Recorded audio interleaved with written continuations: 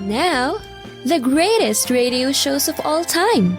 Suspense. The Shadow Node. Washington calling David Harding, counter-spy. Classic radio theater. The Great Gildersleeve. Fibber McGee and Molly. Dragnet.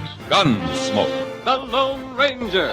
Now, step back into a time machine with your host, Wyatt Cox. Good evening, friends of the Inner Sanctum. Alrighty, we've got comedy this weekend, both today and tomorrow. Today we've got The Great Gildersleeve, Amos and Andy, The Halls of Ivy, My Friend Irma, and Lum and Abner. That's all coming up on this Saturday. This is the 13th day of January. 353 days remaining until we get to the end of the year. 1830, the Great Fire of New Orleans began. In 1847, the Treaty of Cahuenga ended the Mexican-American War in California. 1869, the National Conference of Black Leaders met in Washington. In 1938, the Church of England accepted the theory of evolution. In 1942, Henry Ford patented a plastic automobile which was 30% lighter than a regular car. In 1942, the first use of aircraft ejection seats by a German test pilot.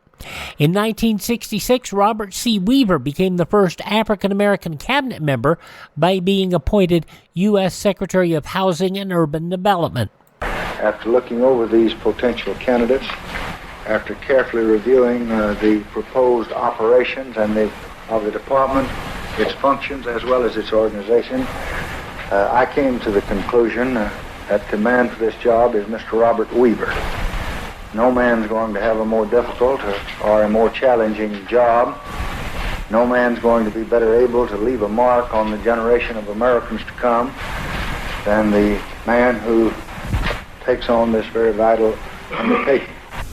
Weaver would serve 2 years until 1968. He died in 1997. In 1968, Johnny Cash performed that famous live concert at Folsom Prison, which, of course, the Folsom Prison Blues came from. Shortly after takeoff on this date in 1982, Air Florida Flight 9737 crashed into Washington's 14th Street Bridge and fell into the Potomac River, killing 78 people, including 4 motorists. I saw a plane looking like he was going to land at National Airport. You see these planes coming over the 14th Street Bridge to land quite often. However, this plane was going in the wrong direction to land. And I just said, oh my God, he's going to crash. The girl I jumped in after was hanging on to the rope that they dropped to her, and she just gave out, let go. I guess she passed out or just didn't have any energy in her to. So right after she let go, I jerked my boots off my coat and jumped in after her. Coincidentally, on that same date, a Washington Metro rail train derailed. 3 people were killed in that incident. In 1990, L. Douglas Wilder became the first elected African-American governor as he took office in Richmond, Virginia. 1992, Japan apologized for forcing Korean women into sexual slavery during World War II. A wild fox wandered into the Supreme Court building on this date in 2002. He evaded capture for more than a day, that despite being spotted by a police officer and observed on video cameras. And in 2018, a false emergency alert warning of an impending missile strike in Hawaii caused widespread panic in the state. Passing away on this date, composer Stephen Foster, Wyatt Earp, who is indirectly my namesake, writer James Joyce, actor-comedian Ernie Kovacs, Vice President and presidential candidate Hubert H. Humphrey, musician Donny Hathaway, also Andre Castellanos, some great classic music, Teddy Pendergrass, and Dick Gauthier. He was Jaime on Get Smart, a very funny man, all passing away on this date in history. Among those born on this date in history, the legendary Sophie Tucker.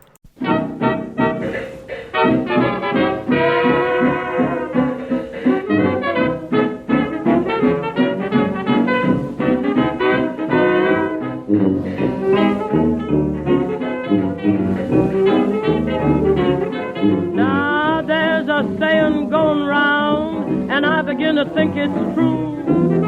It's awful hard to love someone when they don't care a thing about you. Once I had a loving man as good as any in this town, but now I'm sad and lonely. He's gone and turned me down. I ain't got nobody, and nobody cares about me.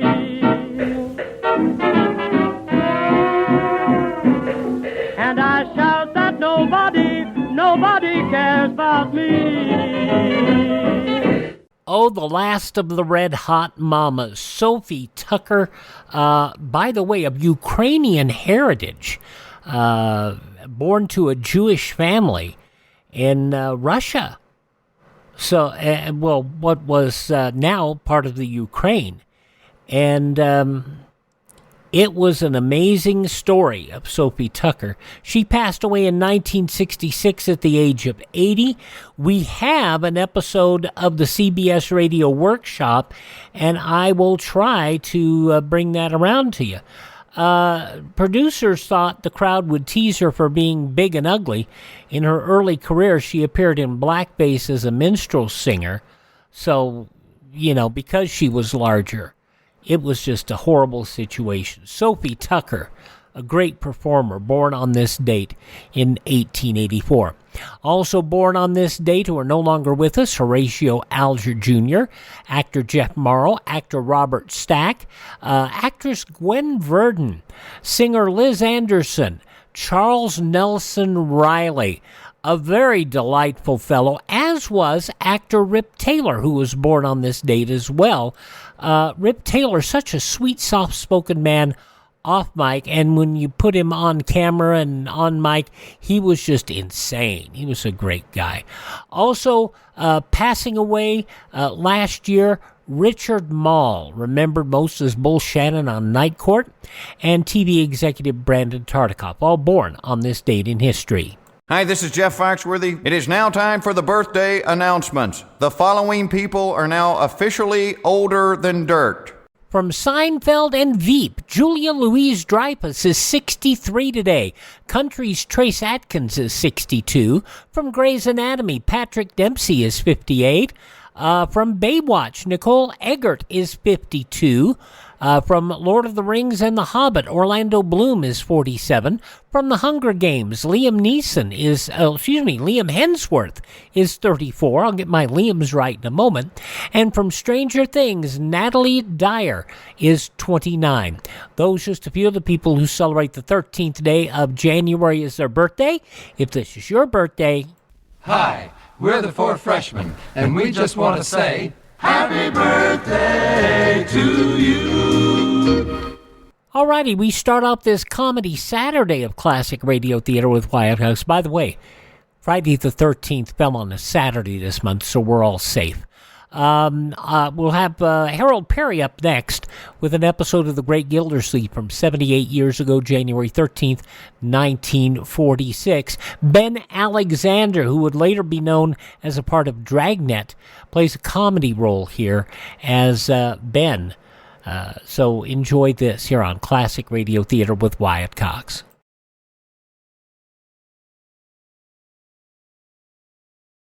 Send used fats against the enemy. Now, more than ever, used fats are needed for ammunition, medicinal supplies. Save used fats. And here on Classic Radio Theater with Wyatt Cox, an episode of The Great Gildersleeve starring Harold Peary. This goes back 78 years, January 13th, 1946, life insurance. The Kraft Foods Company presents The Great Gildersleeve.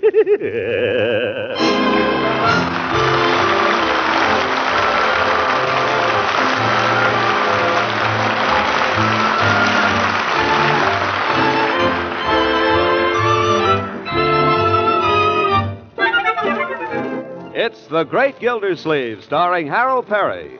Brought to you by the Kraft Foods Company, makers of Parquet Margarine and a complete line of famous quality food products. Now let's join The Great Gildersleeve. Yesterday there arrived in his mail greetings from the Collector of Internal Revenue, together with his 1945 income tax blanks. Instead of tossing them in a drawer, there to ripen till March 15th, as anyone normally would, he sat right down and figured them out. Maybe that's why Gildersleeve slept like a baby last night, and why he's the first man downstairs this morning.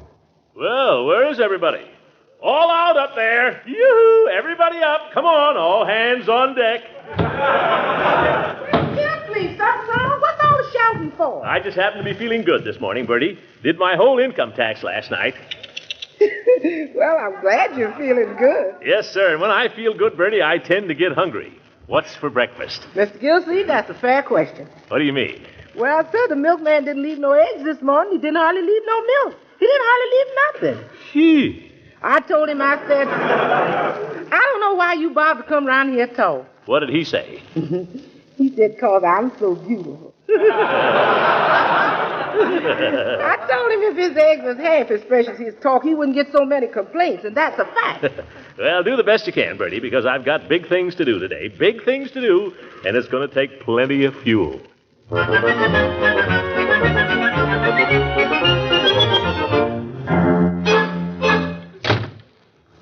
good morning, Bessie. Good morning, Mr. Gildersleeve.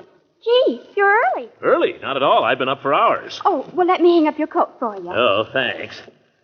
You know what I did last night, Bessie? I made out my income tax. I sat up till 1 o'clock doing it. Got the whole thing done and out of the way, 2 months ahead of time. Why, that's wonderful. I've never heard of anybody... Wonderful nothing. It's only common sense, Bessie. That's the way everything should be handled. That's the way this department should be handled. That's the way it's going to be handled in 1946. Yes, sir. Put nothing off. Do it now. Bing, bing. Make decisions. Take action. Clear the desk. That'll be our watchword for 1946, Bessie. Clear the desk for action. Well, if you really mean it, Mr. Gildersleeve... Of course I mean it. That's the official New Year's resolution of the Summerfield Water Department. And I want you to hold me to it, Bessie. See that I do it. I want you to be tough with me. Make me toe the line. Bing, bing. Yes, sir. Well... That's what secretaries are for. To relieve executives of such details as... tending to business. Well, if you don't mind me bringing it up again, Mr. Gildersleeve, there's quite a lot of things on your desk that have been there, well, some of them since summer. That's just what I'm talking about, Bessie. People come in here. What kind of impression are they going to get? Why, anybody'd think this department was being run by a nincompoop. Yes, sir. You don't have to agree with me, Bessie. I like a girl who has opinions of her own. One who isn't afraid to disagree with me. I'll try, Mr. Gildersleeve. Now, what's the next move here? What's to be done? You're the secretary, Bessie. Give me my orders. Well, as I keep saying, there's all those papers on your desk. And really, if we don't do something about them... Papers on my desk, you say? Well, let's get at them. That's the way we do things around here, Bessie. Bing, bing. Let's go into my office. Yes, sir. Gee, I just got to get a bigger desk, that's all. Well, let's pitch in here. What's first on the list? What have we here, Bessie? I'm afraid it's another calendar. Huh? Indestructible Life Insurance Company. I'm already up to my ears in life insurance. Up to my ears in calendars, too. I don't know why it is. We go for a whole year and nobody sends us a calendar. And then all of a sudden, everybody sends us calendars. Yes. Say, Indestructible Life Insurance Company, Hobie R. Wasson, General Agent, Summerfield. So that's what became a Hobie. Last I heard, he had the Plymouth Agency. I could use a Plymouth, but I certainly don't need any life insurance. Well, let's get going. Oh, you dropped something, Mr. Gildersleeve. Dropped something? What's that? It just fell out of the calendar. Oh, just the booklet. Are you the man we're looking for?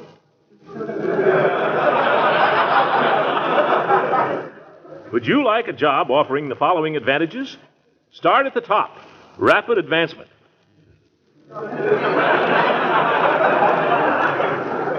Unlimited opportunity. Fascinating work. Valuable contacts. No office hours. Be your own boss. Retirement at 50. Who wouldn't? If you're a young man with these qualifications, apply to Indestructible Life Insurance. Phooey. Let's get down to work here, Bessie. What's first? Well, here's a letter from a man who claims... Well, maybe you better read it. Oh? Citizens Committee for Better Water Service. Never heard of it, but I'm against it already. Throckmorton P. Gildersleeve, Esquire, Department of Public Water, Summerfield. Sir. Don't like that, sir. On behalf of the Citizens Committee for Better Water Service, representing over 250 taxpayers in Summerfield, we... It's a lie. Oh! Bessie, take a letter. Take 250 letters.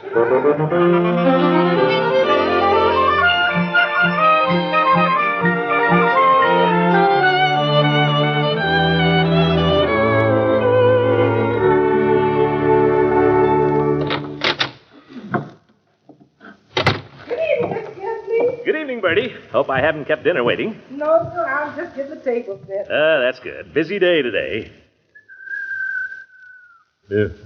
What's that? What is that, Bertie? Leroy tells me it's jungle noises. Jungle noises? What the... Come on, Ben! Come home! Here. Watch it! Watch it, Leroy! Did I surprise you, Unc? Leroy, not in the house. Put down that gun. It's only wood. Ben, where were you? You heard the signal. Why didn't you charge? Maybe we better charge some other time, huh? Maybe we'd better charge some other time. You'll never win a battle that way. Well, Ben, I didn't know you were here, my boy. Well, I'm here. Well, good evening. What are you doing with the mop? Oh, bayonet. Well, boys will be boys. Leroy, I mean. You're staying to supper, I hope? Well, Of course he's staying to supper. Oh, fine. Well, seems to me I've been staying to supper a lot lately. Glad to have you, Ben. Glad to have you. Yes, sir. Can I sit next to Ben at supper? We'll see, my boy. I think someone else might have something to say about that. Eh, Marjorie? Leroy's been simply monopolizing Ben all afternoon. I have not. Ben and me were playing Carlson's Raiders, weren't we, Ben? Yeah, we were playing Raiders.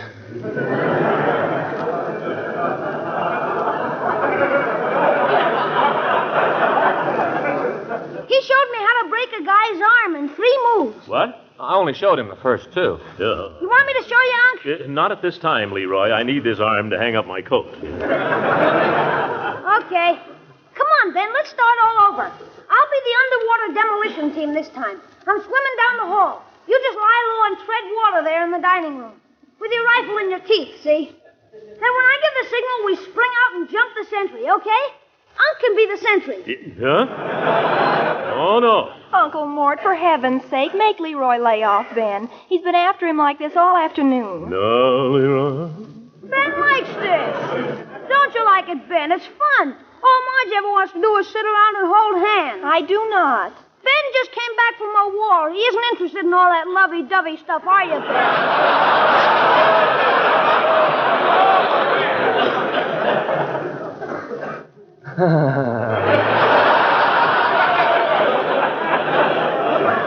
Come on, Ben. What do you say? Let's... I think the mission had better be postponed for tonight, Colonel Carlson. Suppose you go up and wash your hands for dinner. Ah, but Don't argue with your superiors. Your present mission is to go upstairs and wash your hands. You have your orders. Forward. March. Vinegar Joe. Boy, is he corny. Yes. Well, let's go in and sit down, shall we, till dinner's ready? Sit down, Ben. Sit down. Thank you, sir. Have a hard day at the office, Unky? Well, busy day. Got a lot done, though. Cleaned up all my back correspondence. Told off a lot of people and cleared my desk right down to the blotter. Yes, sir, it's been bing all day long. And last night I stayed up till 1 o'clock finishing my income tax. Did I tell you that? Over and over. Unky's been a regular fireball the last couple of days, Ben. I don't know what's come over him. It's because I gave up vegetables. It's a good feeling. Feeling that you've accomplished something. Doesn't come very often. What have you two been doing? Oh, we've just been fooling around, haven't we, Ben? Yeah. Just fooling around. Well, that's all right if you got time for it.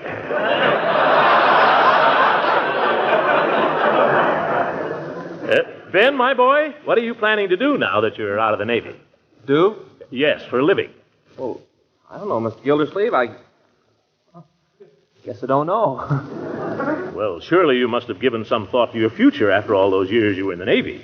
You must have had some plan. What was it? I guess it was just to get out of the Navy. But what were you going to do after that? Well, I guess I thought I'd take it easy a few weeks and then look around, sort of. I don't know. That's no way to do it, Ben, if you'll pardon my saying so. It doesn't pay to drift, my boy.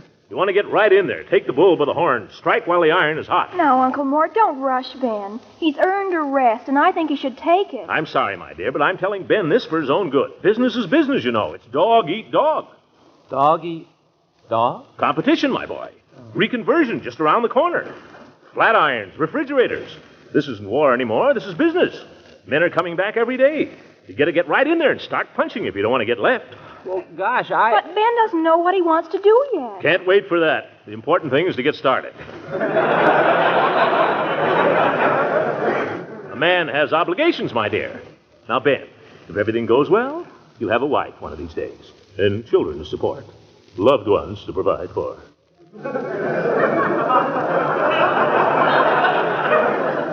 Let's talk about something else, shall we? And speaking of loved ones, Ben, did you ever think of going into insurance?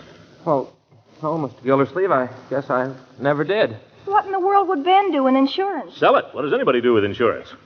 Gosh, Mr. Gildersleeve, I'm afraid I wouldn't be good at selling things. That's nonsense. Just a question of getting your foot in the door. What size shoe do you wear? Uncle Mort, really? Insurance? I'm serious, my dear. I happen to know they're looking for young men like Ben. I'll tell you what you do, Ben. You go down to Hobie Watson's Indestructible Life and tell them I sent you. But, Mr. Gildersleeve, Or better still, I'll write you a note.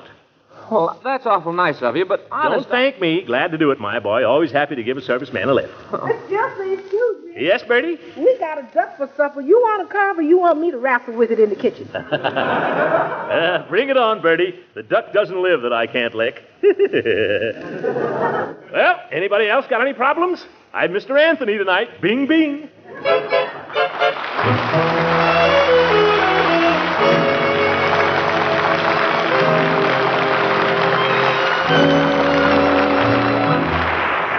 The Great Gildersleeve will be back in a few moments. Do you mind if I barge in a few seconds, Mr. Lang? No, go right ahead.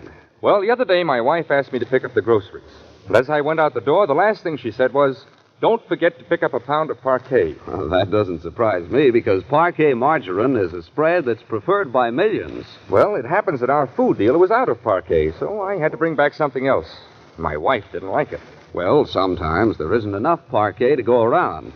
But that's usually a temporary condition because Kraft is doing everything possible to keep dealers supplied with flavor-fresh parquet. Anyway, it was an interesting experience for me because it taught me that wives are pretty fussy about the spreads they serve to their families. Yes, that's right. Women all over the country have found that a sure way to satisfy family appetites is to serve parquet margarine, the spread that tastes so good on bread, toast, pancakes, and waffles. They know, too, that they can buy parquet margarine at just about half the price of costly spreads. So be sure to keep asking for delicious, economical parquet, Parkay, parquet margarine, made by Kraft.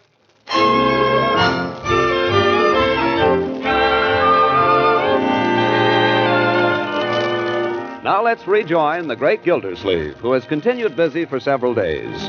Thanks to his friendly efforts, Ben Waterford has been duly sworn as an agent of the Indestructible Life Insurance Company and has commenced to learn the art of selling policies. But while Ben studies the theory from a handbook, Gildersleeve is scurrying around town finding live prospects.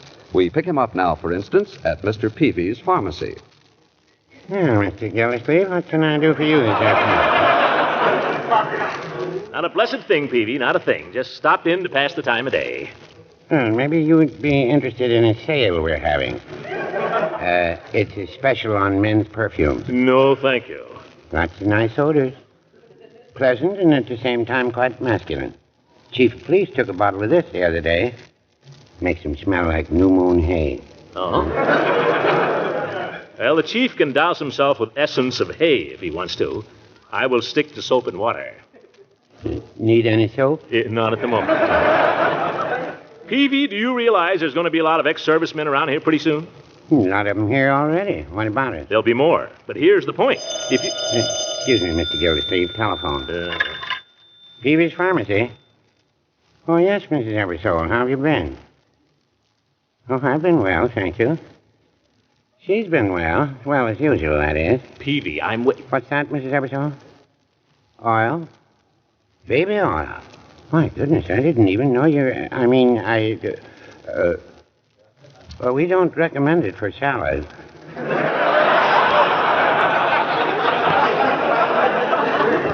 Anything else?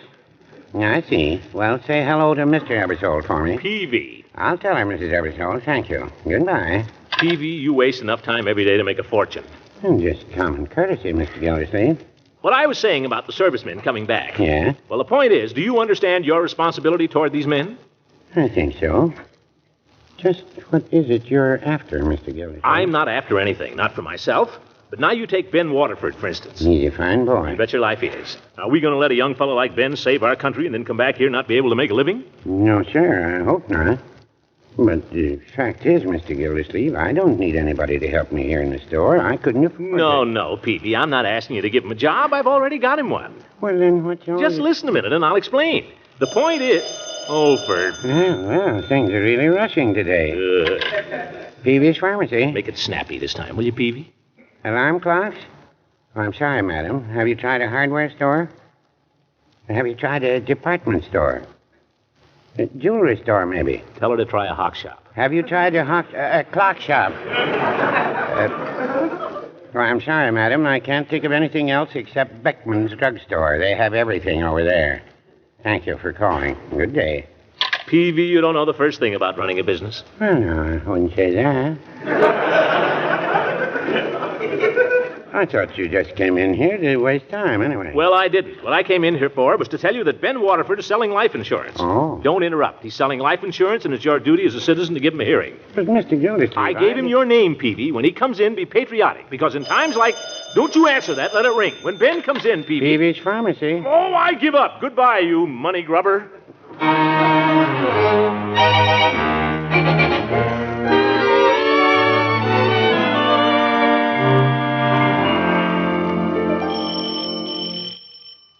There's your fella, sister dear. Answer it, will you, Leroy? Why should I? You never let him play with me. Please, Leroy, I have to go upstairs and get ready.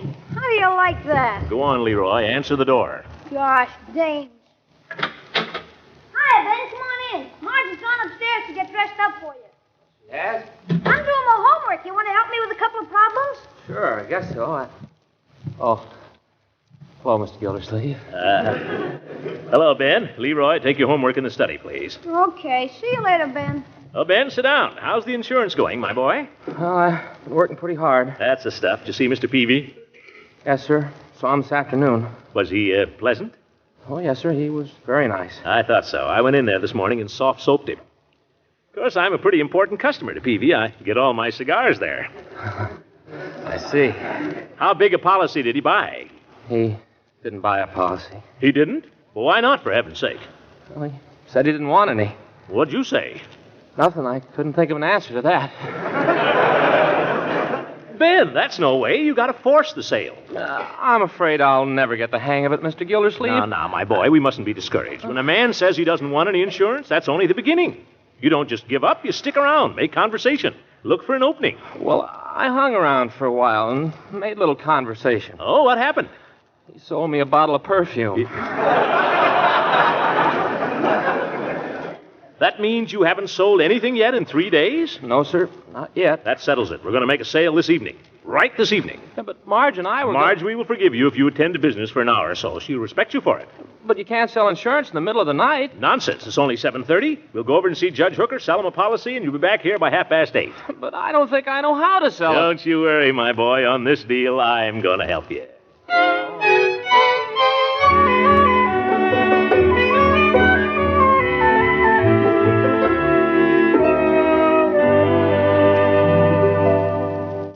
Unexpected pleasure, gentlemen, an unexpected pleasure. Step right into the library and make yourselves comfortable. Thank you, Judge. Yeah, thanks. Care for a glass of Kalax water, either of you? I don't believe so. Ben? Oh, no, sir. I don't even drink beer. That's right. You know, Ben here is just out of the Navy. Yes, I understand he made a fine record. Excellent record. See any combat, Ben? No, sir. That's too bad. I thought I was lucky. Oh, yes. Well, how did you gentlemen happen to drop in on a lonesome old jurist this evening, if I may ask? Just find yourselves in the neighborhood? No, Mr. Gildersleeve thought I ought to... The fact is that Ben has he has something he'd like to discuss with you. Well, only too glad to do anything I can for a returning serviceman. Something legal, is it? Oh, it's perfectly legal. Yeah. Ben misunderstood you, Horace. You see, although he's only been back in town a few days, he already has a job. Well, that's fine. Congratulations. Thanks. Mr. Gildersleeve helped me get it. Good old Gildy. People call him a blowhard, but his heart's in the right place just the same. Good citizen, too. Thank you, Horace. What is it you're doing, Ben? Well, I'm supposed to sell life insurance. Oh, so that's it. Horace, I don't want you to think that, That what? Well, I wouldn't want you to get a wrong impression about our little visit. Well, how could I possibly get a wrong impression? I assume that Ben here is here because he would like to sell me some life insurance. I sure would, Judge. Gildy, you could learn a lesson in frankness from our young friend here. If you didn't make such a habit of beating around the bush... I wasn't trying to cover up anything, Judge. I just didn't want Ben to start selling you a policy the minute we stepped in the door. That's no way. Well, suppose we let Ben sell it his way. Young man, do your worst. Thanks, Judge. And believe me, I'm the guy that can do it. Should I show him the folder now, Mr. Gildersleeve? Folder? Certainly. Okay. I got it here somewhere. Or at least I did have it. Maybe you left it in your other suit. Nope. Haven't got one. For heaven's sake, Ben, never mind the folder. Just tell the judge the gist of the thing. Oh, okay. Well, let's see. On the front of it, there's a picture of this lady and this little boy. And she looks kind of sad. It's a nice picture. Now, don't try to describe the folder, Ben. Forget the folder. Just give the arguments why every man needs insurance. Oh, okay. Never mind Mr. Gildersleeve, Ben. He's never sold any insurance. You just go ahead and do it your own way. Okay. Well, the idea is that everybody ought to have insurance. Very good. Why? Well, for the protection of his loved ones. Yeah. One never knows from which direction the sad blow may fall. A traffic accident, sudden illness, an unexpected shock. Any of these might carry off the loving provider who has always seemed so strong and healthy. Are you insured, Ben? No, what would I want it for? Ben, that's not the answer. Gildy, leave the boy alone. Now, see here, Judge. We're not playing parlor games. I'm interested in seeing Ben get a start in life. I want him to learn to do this thing right. Ben, they give you 3 main points, don't they? Yeah. 3 main objectives. Now, what are they? Get inside the door. No, never mind that. We're already in the door. Oh, well, then there's only 2.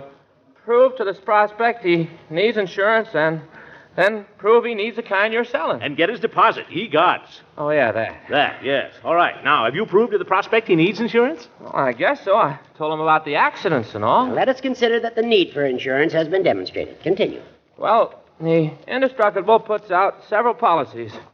Here's the ordinary life policy, and there's a 20-payment combination annuity and endowment, and there's the convertible retroactive policy with double indemnity. Just sell him ordinary life or we'll be here all night. Well, the ordinary life policy is just the ordinary policy. It provides maximum protection at minimum expense. The rates are low. Now, let's see. Starting at age... how old are you, Judge? 55. Oh, well, I got it right here on the table. Let's see. On a $1,000 policy, age 55... Who in the dickens told you could sell life insurance? Well, you did. Well, I ought to have my fat head examined. Anybody ought to be able to sell insurance. Insurance is a real need. Now, Judge, with a small down payment, you can buy your family the protection they deserve. I dare say. The only thing is I haven't any family. You must have some. Well, I've got 3 distant cousins, all older than myself, and all as rich as Croesus. But now, Mr. Gildersleeve, Ben, he's a family man. Horace. A niece and a nephew, the apples of his eye. Yep. You wouldn't want to have Leroy and Marjorie left without protection, would you, Gildy? I don't think you should, Mr. Gildersleeve. You stay out of this. You said yourself, Gildy, that you... Well, there's no reason to do it now. I'm perfectly healthy. We never know from which direction the sad blow may fall. Got an application blank there, Ben? Sure, here. Oh, thank you. And don't forget, Ben, get his deposit. You old goat. Why don't I learn to mind my own business?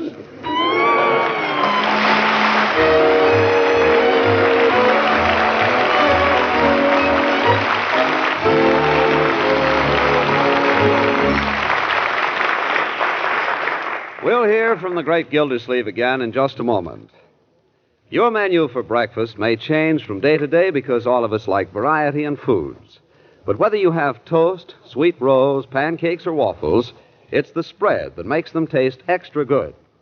I expect that's why millions of American families prefer Parquet margarine, because on any breakfast menu or meal where hot breads are served, Parquet's fresh, dairy-like flavor is still unmatched. It's the expert way that Kraft blends selected refined vegetable oils and fresh, pasteurized milk from the farmlands of America that makes Parquet margarine taste so good. And, of course, it adds important nourishment to your family's daily diet because it helps provide food energy and essential vitamin A. So, for a quality spread, serve your family Parquet, P-A-R-K-A-Y, Parquet margarine, made by Kraft.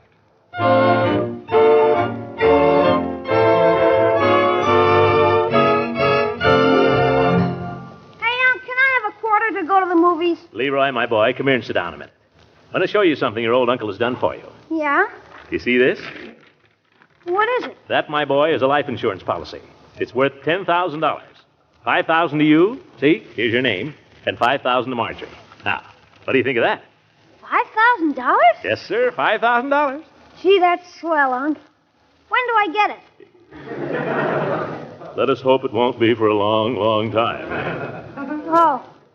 Well, can I have a quarter now? No, now get out of here. Good night, everybody. The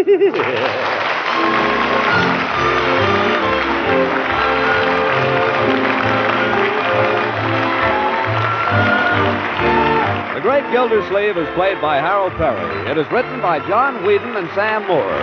The music is by Jack Meakin. This is John Lang speaking for the Kraft Foods Company and inviting you to listen in again next week for the further adventures of the Great Gildersleeve.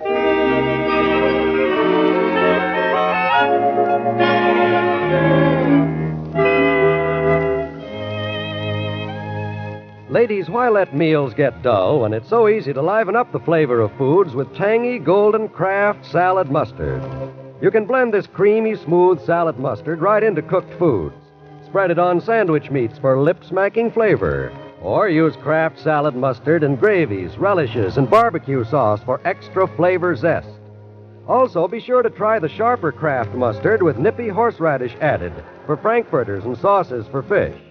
Get both kinds, Kraft salad mustard and Kraft horseradish mustard, on your next shopping trip.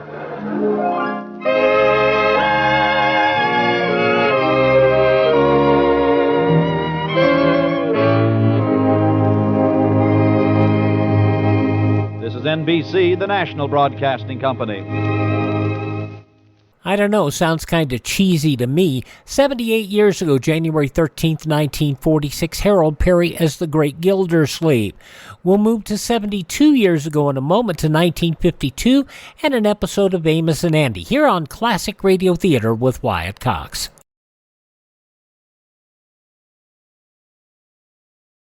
Daily, the broadcasts of Radio Free Europe and Radio Free Asia strike through the Iron Curtain, bringing the truth about the free world to the captive peoples behind it.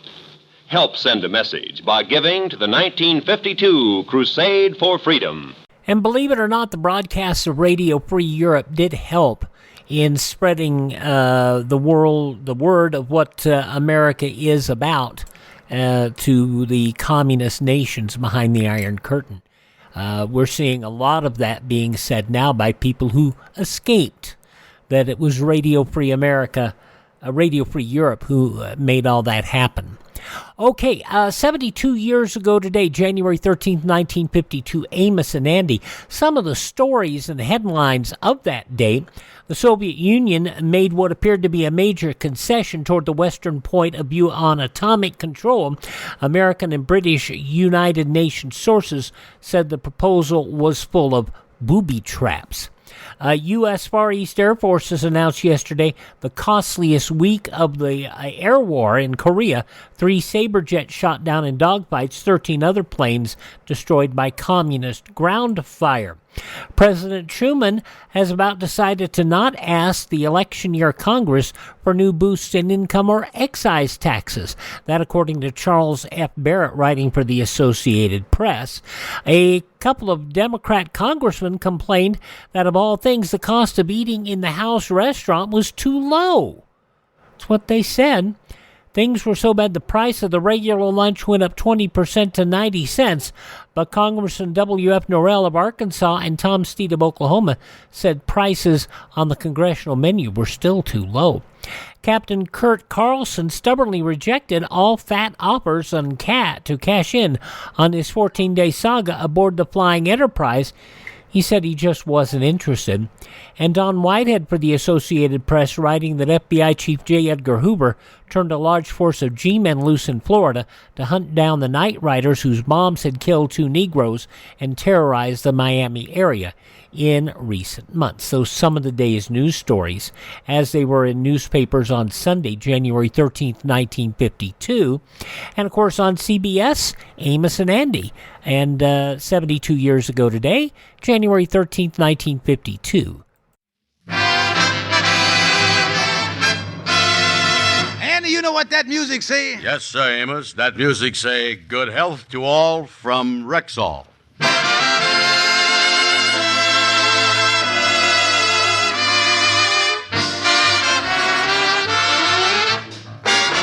The Amos and Andy Show, written by Joe Connolly and Bob Mosier, featuring Ernestine Wade, Johnny Lee, Amanda Randolph, Will Wright, Jeff Alexander's music, yours truly, Harlow Wilcox, and starring radio's all-time favorites, Freeman Gosden and Charles Correll. Amos and Andy.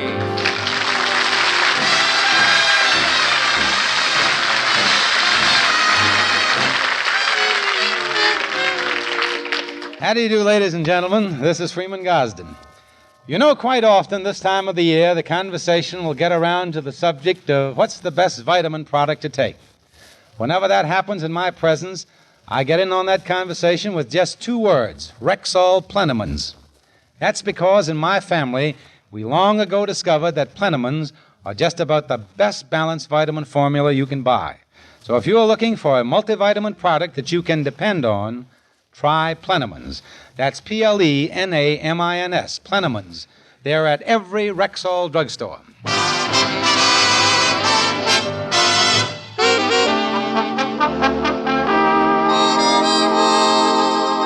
Well, the other night, the Stevenses decided to spend a quiet evening at home. The Kingfish was reading the paper, Mama was knitting, and Sapphire was glancing through a magazine. Yes, everything was quiet and peaceful. Until the Kingfish said, "Ha, ha, ha.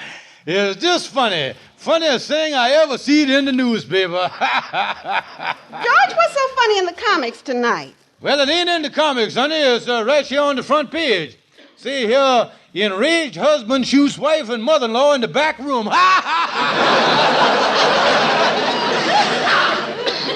Very funny, son-in-law. Very funny. Yeah, well, you ain't heard the good part, Mama. He plugged the wife while she was trying to get out the door.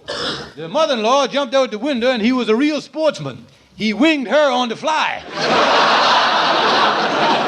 Yeah, must have been quite a tracker shoot he had for himself there. Daughter, did you happen to read about that 45-year-old man whose wife caught him running around with a 22-year-old gal? Where was that, in the sports page? I seen that, Mama. It's just terrible, a man that age. Well, daughter, I ain't surprised. It's always the oldest horse that likes to romp around with the young fillies. And if I was you, daughter, I'd keep an eye on man of war there. Well, now, wait a minute here. I, as a married man, how dare you accuse me of post-nasal activities? Mark my words, Sapphire. Once they gets over 40, these old buzzards is all the same. Just look at your father. When he was 62 years old, he got double pneumonia. I had him in the hospital all winter. I even paid for an oxygen tent to keep him going. And what was he doing? He was making a play for the young nurse. Why, Mama, that was awful. It certainly was. And all the time he was chasing that nurse, he was doing it on my oxygen. Well, you ain't got to worry about me. I was one of the true love and devotion kind. If any sheeps is straying away from the fold, it ain't gonna be this mutton. I ain't never loved no one else but you. George Stevens, I done put up with you for 22 years, and I ain't never loved nobody but you. Why, I worship the very ground you walked on, you bum. And George Stevens, if I ever hears that you so much as looked at another woman, I'll really fix you. And don't forget, I'm gonna keep my eye on you, too, you bald-headed old rooster, you.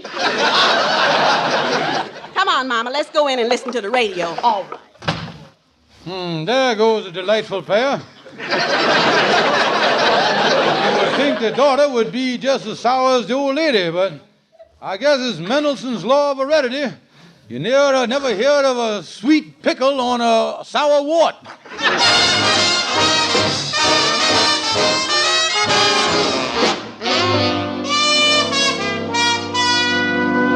Well, at least I got peace here in the lodge hall. Hey, like that Sapphire and the mama in there last night suggesting I'd ever have anything to do with another woman. I was one man who ain't never... Hello, Mr. Nicer to see Lodge Hall. I'm trying to find somebody, and I understand I can reach him here. It's a Mr. George Stevens. Oh, looking for George Stevens. Well, I don't know if you're in or not. You from the finance company? No. You from the fire department about the busted fire escape? No. Oh, the power and light company? No, I'm not with the Power and Light Company. Well, as long as you ain't interested in inspecting, collecting, or disconnecting, I is George Stevens. Oh, George, honey, this is Boo-Boo. Who-boo? Boo-Boo. I know you was boo-boo, but boo-boo hoo-boo. George, honey, you must be fooling. You couldn't have forgotten me, Boo-Boo Winters, Evelyn Winters from back home. Yeah, that's right. I'm fooling here. Yeah. Oh, hey, how is you, boo-boo? Yeah, fine. George, honey, I know it's been a long, long time, but you couldn't have forgotten me and your sacred promise. Oh, no, my sacred promise. Oh, of course, I couldn't forget that. Yeah, remember it like it was yesterday, yeah. Well, that's better, George. I'm so happy to know you remember your promise after all these years. And I'm coming over and see you just as soon as I can. Yeah, be glad to see you, Bobo. No, honey, Boo-Boo. Yeah, well, boo-boo, Bobo. I'll be seeing you. So long. That was funny. Hearing from good old Boo-Boo. I wish I knew who in the world she was.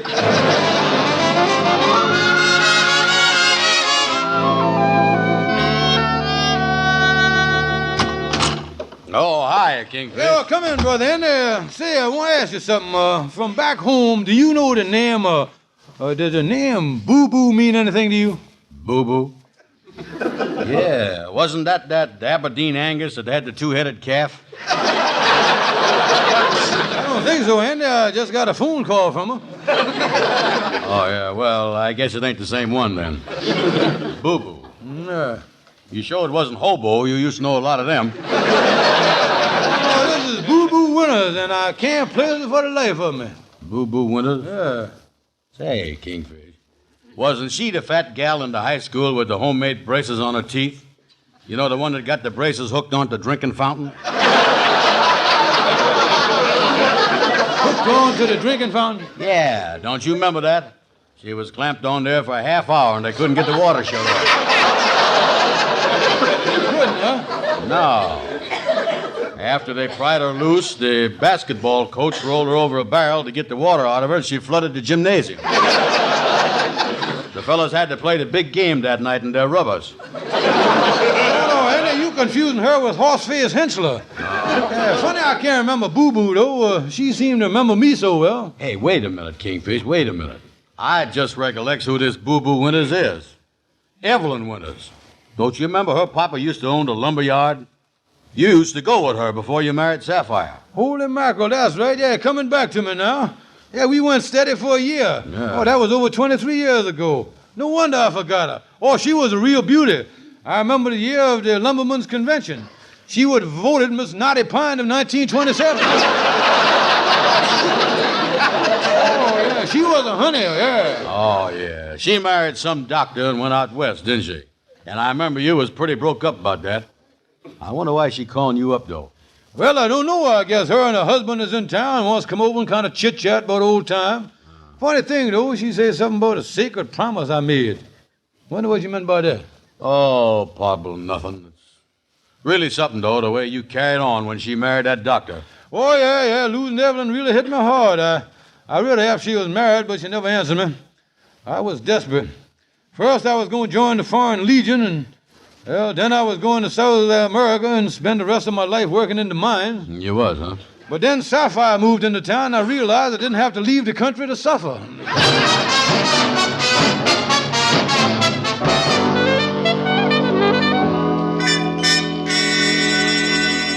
Well, I'm so glad I stopped in at your church, Reverend Thompson, and that you can help me. Well, Miss Winters, I am too. And I think it is a wonderful thing to think after all these years this man would remember you. Yeah, I have his letter right here. The one he wrote right after I was married. This part is so beautiful. Even though you have spurned me for another, I will never forget you, my darling. And I promises by all that is dear to me that should anything ever happen and you find yourself free, I will be waiting for you forever. That is my secret promise. Yes, that is very beautiful. Well, but you know, I've been a widow for these past 2 years, and I know that he's never forgotten his promise, and that he's waited all these years. And I've come out here all the way from California to marry my old flame, George Stevens.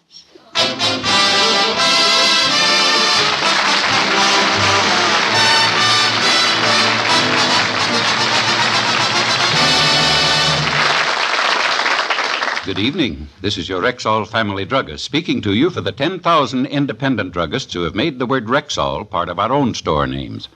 We've done that because we recommend and sell the 2,000 or more drug products made by the Rexall Drug Company. Rexall aspirin is a good example. Laboratory tests prove that when taken with water, the 5 full grains of pure aspirin in every Rexall tablet are ready to go to work for you even before they reach your stomach. So never ask for just aspirin.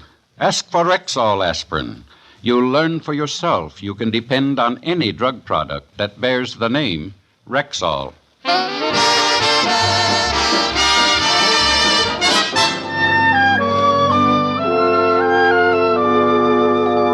Well, Andy, it's almost 2 o'clock. Evelyn Winters and her husband ought to be here in a minute. Yeah, and I was looking forward to see Evelyn again, because she was really a knockout, wasn't she? Yeah, she sure was. Well, don't forget she was Miss Naughty Pine. Yeah. Oh, I tell you, Kingfish, they ain't... Hey, wait a minute. Look out the window there. That woman coming across the street. See the one with the umbrella? Look at them bow legs. Boy, she really a shank sprung, ain't she? She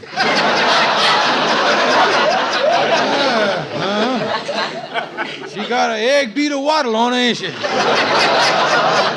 a minute, Andy. That is Evelyn Winters. Wow. So that was Miss Naughty Pine. Right now, she look more like Miss Loose Spruce. Andy,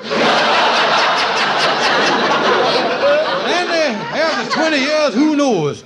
I may look that bad to her. Wait a minute, let me fix my tie here. Oh, me. If I had any hair, I'd brush it. She just come up the front steps. I wonder where her husband is. Yeah, probably back at the hotel then, I guess. Well, here we go, Andy. Come in. How do you do? I'm looking for... Why, Georgie! George Stevens, after all these years. Yeah, well, how is you, Evelyn? How are you? Oh, honey, George, take me in your arms and whisper terms of endearment to my ears. Take me, George. Now, hold your horses there. I'm glad to see you, too, but I think it ought to be more of the handshaking and backslapping type of reunion here. Oh, George. Incidentally, Evelyn, I wonder if you remember Andy Brown from back home. Andy Brown? Why, certainly. Whatever happened to that big slob? Here I is, right here.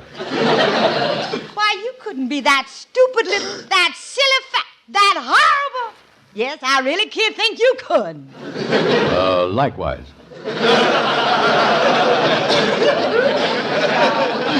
George, we have so much to say to each other. Yeah, tell me, Evelyn, how come you didn't bring your husband with you? Why, George, I'm a widow. He passed on 2 years ago. I couldn't have brought him with me. Yeah, coming out on the train, he'd had it right up front, wouldn't he? Yeah,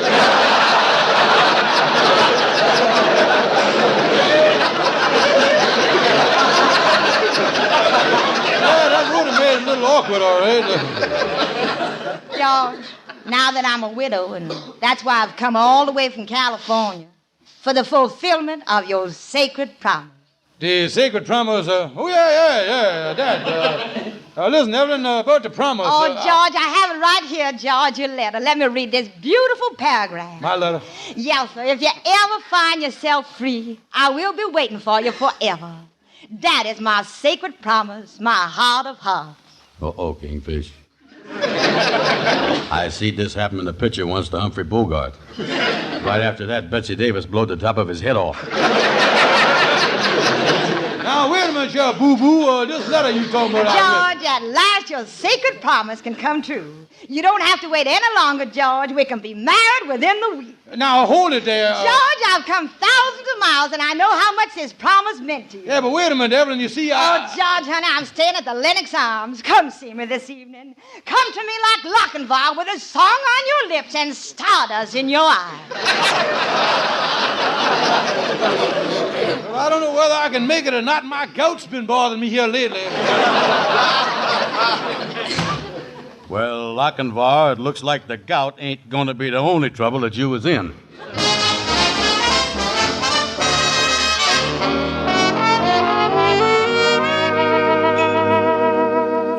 Yes, I'm calling from the drugstore. I got everything. Well, that's fine, Mama. Did you get the string beans and the pot roast? Oh, yes, daughter. Oh, listen, I better hang up now. There's somebody waiting to use the phone. Some bow-legged gal. She been tapping on the glass here with her umbrella. Oh, all right, Mama. I'll see you later. All right, honey. Bye. All right. You can use it now. Well, thank you. You see, it's an important call. I want to call Reverend Thompson. And, excuse me, but you look so familiar. Huh? Ain't you Ramona Smith from Marietta, Georgia? Why, yes. I used to live there. But don't you remember me? I'm Evelyn Winters. We lived in the White House up on a hill. Oh, little Evelyn Winters. well. Tell me, Miss Smith, how are your two daughters, Opalescent and Sapphire? Oh, honey, they're both fine. I'm living here in New York with Sapphire. But what in the world is you doing up here, Evelyn? I heard you was living in California. Well, honey, I was, but I come to New York. I'm getting remarried. Oh, a wedding? How romantic.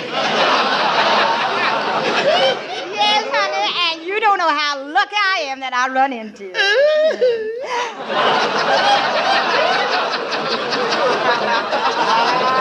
Honey, I'm staying over to the Lennox Arms, and I don't know a soul up there. Honey, I want to ask you something. I wonder if Sapphire would do me a favor. A favor? Why, I'm sure she'd be delighted. What is it? Well, I wonder if Sapphire would be the maid of honor at my wedding. Of course she will.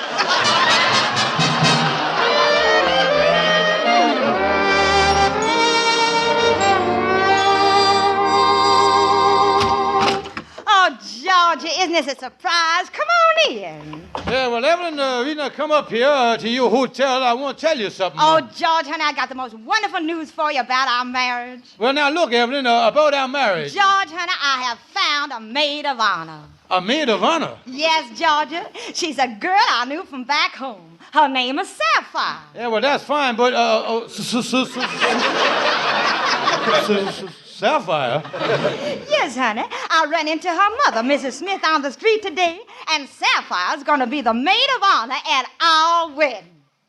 Well, like the captain of the Enterprise say, the time has now come to jump into ocean.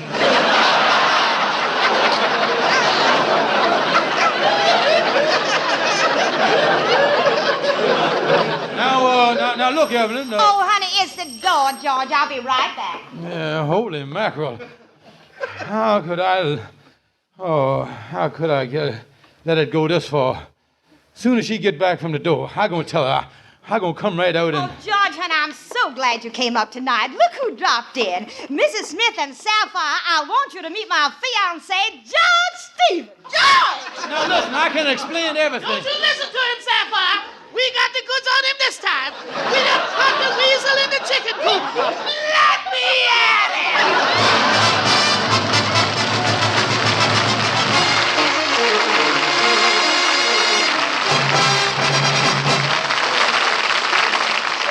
Now, here's a lady with a problem for our Rexall family druggist.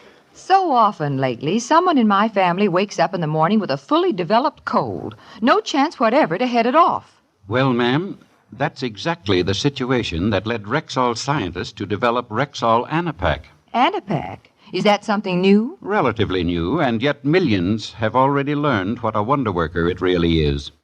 You see, Anapac combines antihistamine with a time-tested formula of pain relievers known as APC compound.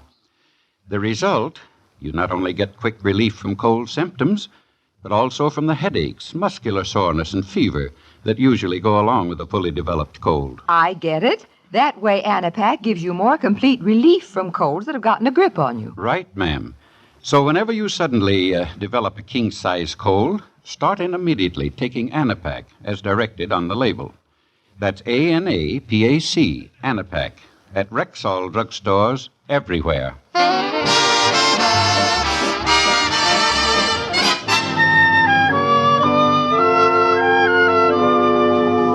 Oh, me, Andy, what a mess. What a fight we has had.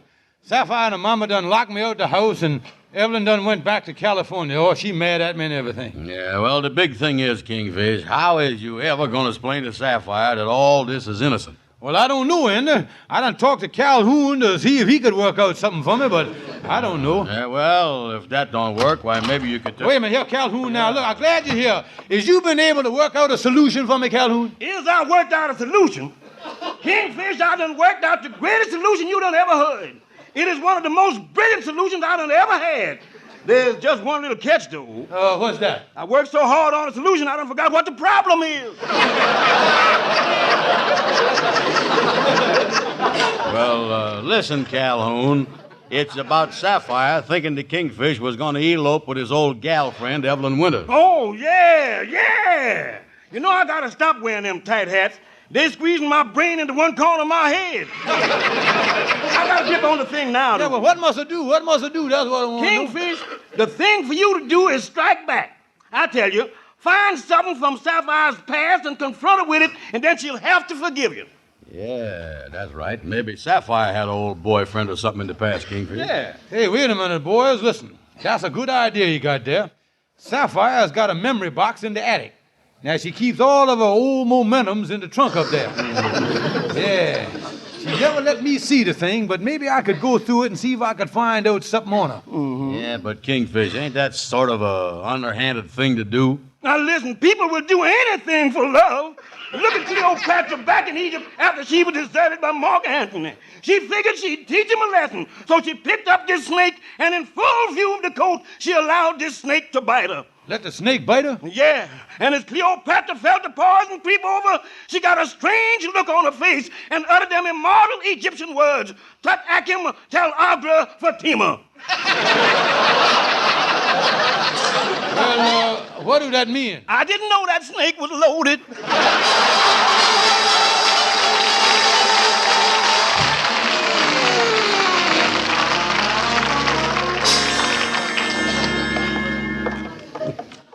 Boy, you sure got a lot of junk up here in this attic, Kingfish. Yeah, wait a minute now, wait a minute. Here we are, yeah. Oh, yeah. Is this the trunk you was looking for? Yeah. Yeah, this is it, Andy. Open up the lid there. Yeah. Andy, this is the trunk that we took on our honeymoon. Many a time I think I sent her home in it. Well, there seem to be a lot of old clothes in here, Kingfish. Hey, wait a minute. Look here. Is this it? Here's a tin box down here in the corner. Yeah, get it out there, Andy. That's it. Yeah. Yeah, that's it. Bring it out. Yeah, we'll get the thing open. I got a screwdriver here, and this ought to do the job here. Yeah, get it in there. There we is. Now, let me see here. Got a lot of stuff in here from way before we was married. Yeah. Wait a minute. Here's a secret compartment. Yeah, she's hiding something here. Yeah, it looked like it all right. What's this with this pink cord and this tassel hanging down here? Look like a dance card.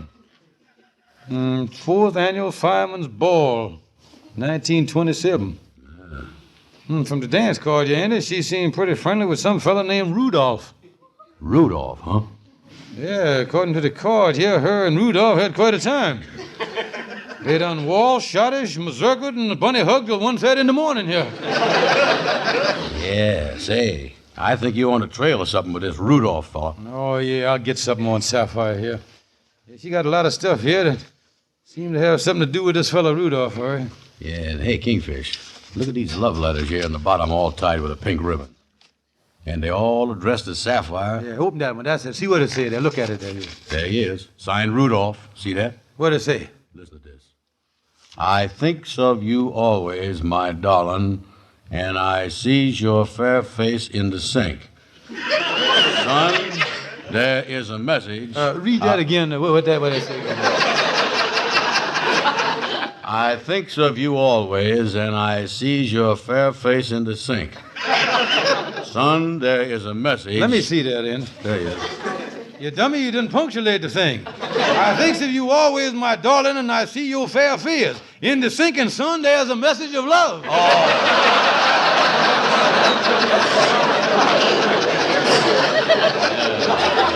Well, anyway, if he goes around seeing her face in the sink, they must have been pretty crazy about each other. Hey, wait a minute, Anna. Look at the dates on these things. Some of these letters was written after we was married. Oh, yeah? The last one from Rudolph is dated 1928, 6 months after we was married. Oh, boy. And she accused me of living a lie. And I'm glad this thing is out in the open. Me and that woman, Sapphire, is finished. Oh, now, wait a minute. No, Kingfish. sir, we are through. And another thing, Christmas may be over, but if I ever run into this fella, after I gets finished punching him in the face, he gonna be bleeding so much he gonna look like Rudolph the Red-Nosed Reindeer when I...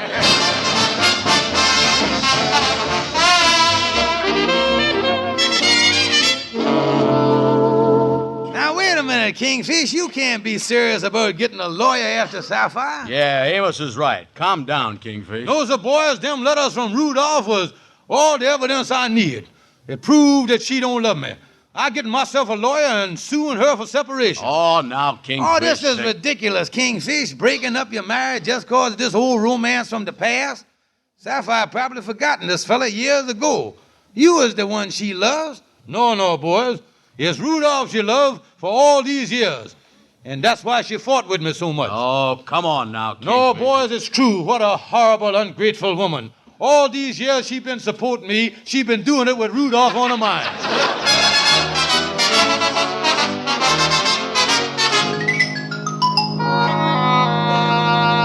George Stevens, don't you dare yell at me. Well, I ain't even started yelling at you yet. You accusing me of being interested in another woman. I knows what you've been up to all these years, you mental two-timer. Now, wait a minute, son-in-law. And if you butt in here, I'll strangle you with your own transformation. George, is you crazy? Serving me with a summons and dragging me into court tomorrow. What is you trying to prove? Well, I got all the proof I need. I has got evidence in my pocket right here.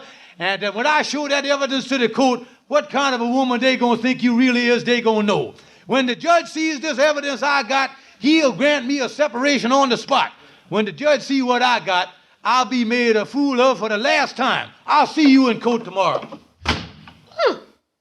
What in the world is he carrying on like that for? And what evidence has he got, Sapphire? I don't know, Mama. I don't know what's got into him. Talking to me like that, though, shows me how much he's changed. He's changed? What do you mean, daughter? Well, Mama, when we first went together, George was so romantic. He was just like that great lover Valentino. In fact, he was so romantic, he even signed his love letters Rudolph.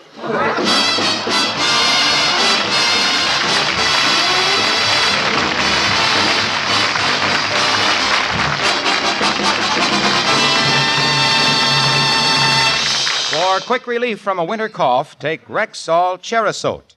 Cherasote goes after coughs two ways, soothing irritated membranes of the throat and bronchial tubes and helping to quiet and loosen your cough. If your cough's really stubborn, better see your doctor. Meanwhile, keep Cherasote on hand in the family medicine chest. Ask for it at Rexall drugstores everywhere. And don't forget, ladies and gentlemen, to visit your friendly Rexall drugstore. Thank you and good night. See you next Sunday.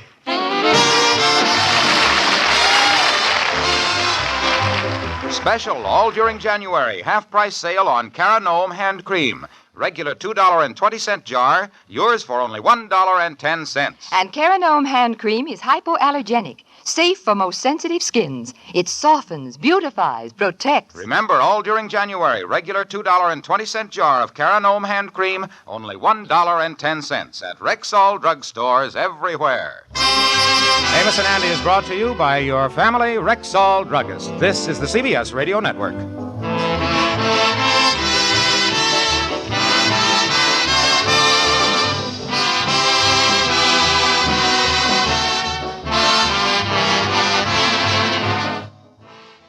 Oh, my goodness.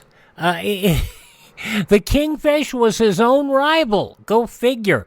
72 years ago, January 13th, 1952, Amos and Andy here on Classic Radio Theater with Wyatt Cox. Coming up next, we'll go back 74 years for an episode of The Halls of Ivy.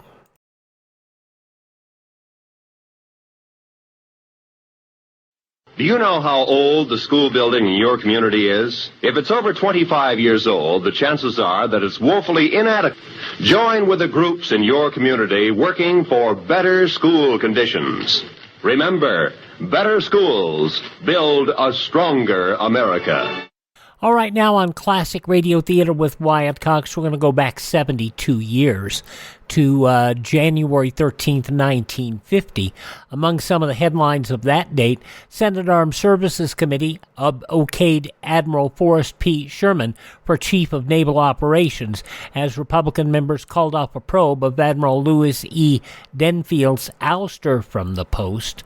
Also, a small Swedish tanker rammed and sank a British submarine carrying 76 men into the Thames estuary.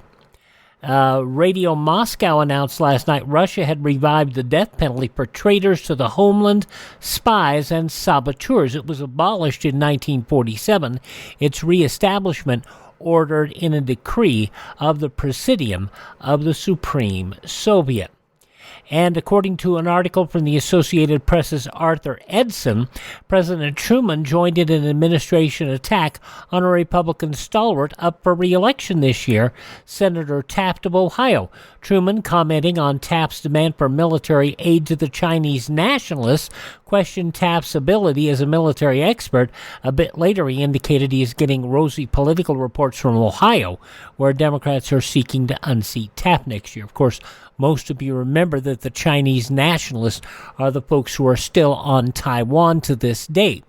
And that is a mess in and of itself. Those some of the stories from the newspapers of Friday, January 13th, 1950. Ronald and Benita Coleman up here with the Halls of Ivy. Their comedy chops proven on the Jack Benny Show. They got the opportunity to do this half-hour show, and it ran for a couple of seasons. So let's listen to the Halls of Ivy and the story of the student editorial.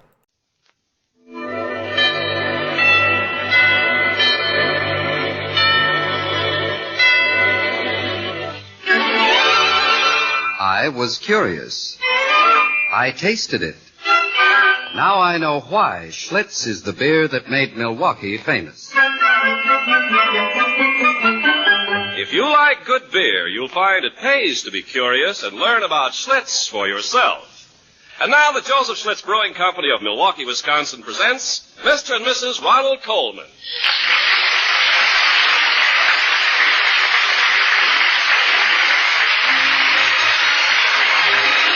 now, the Halls of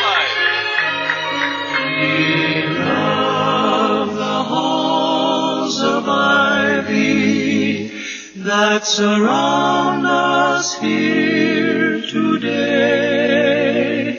and we will not forget though we be far, far away. Welcome again to Ivy.